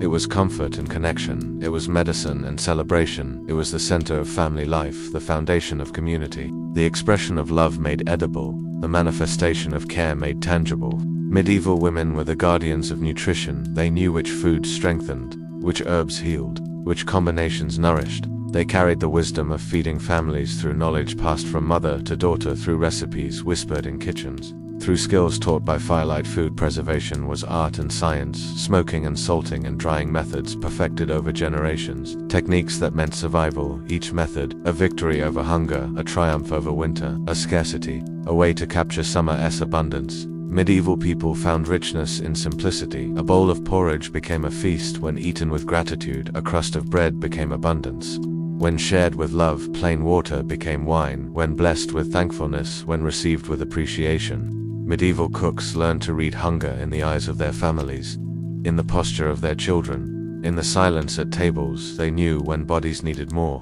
when spirits craved comfort, when hearts required the solace that only food could bring.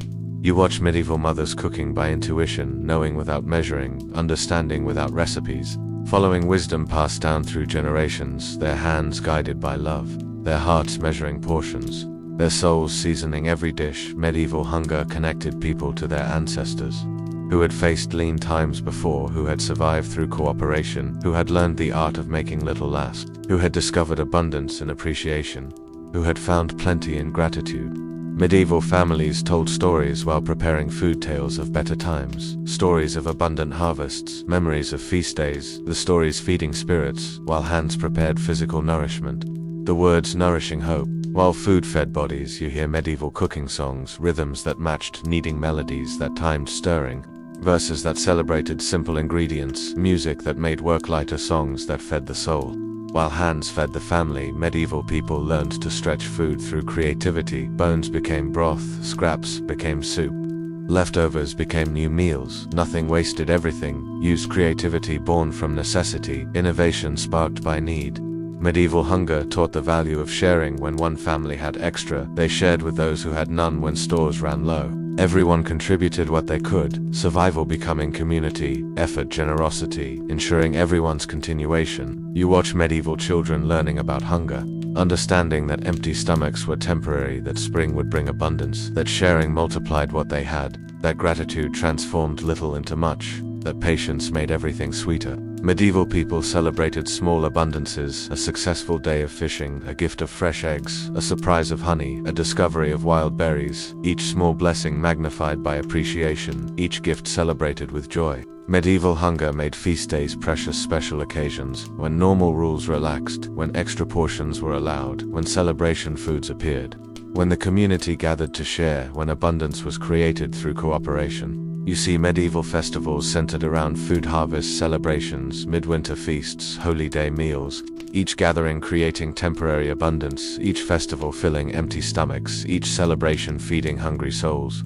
Medieval kitchens were schools of survival, where children learned to make do, where creativity was essential, where imagination transformed ingredients, where love seasoned every dish, where hope was served with every meal. Medieval people understood that food was sacred, that eating was communion, that sharing was worship, that cooking was prayer, that feeding others was love made visible, that nourishment was gift. You feel medieval hunger becoming gentle in your dreams, no longer harsh or painful, but educational and wise. Teaching appreciation, teaching gratitude, teaching the value of enough, teaching the meaning of satisfaction.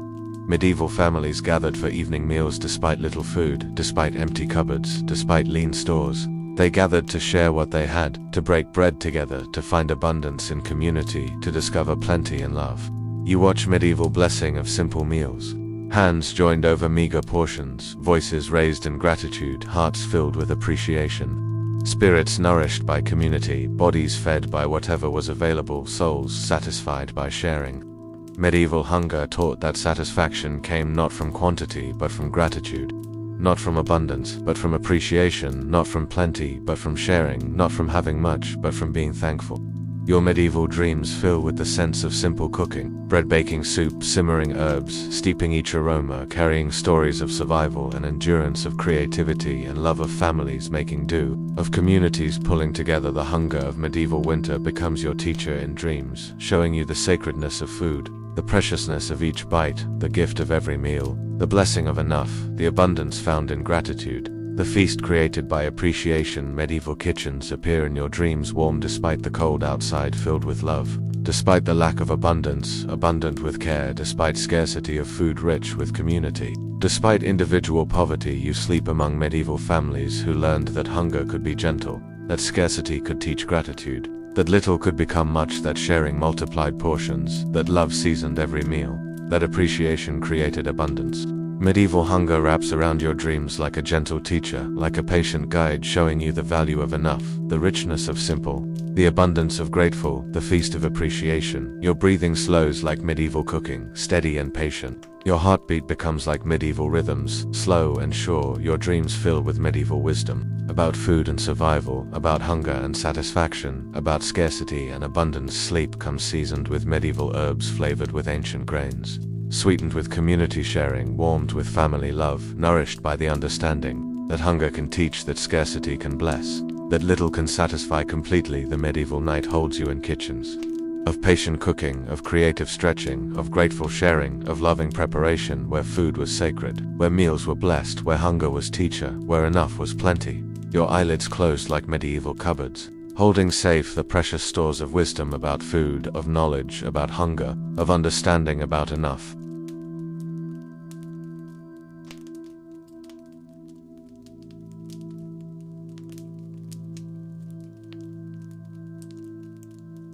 That food can be sacred, that sharing creates abundance, that gratitude transforms scarcity. Medieval dreams of food surround you, bread and soup and porridge, herbs and honey and preserved fruits, each taste carrying wisdom, each flavor teaching gratitude, each bite blessing your sleep.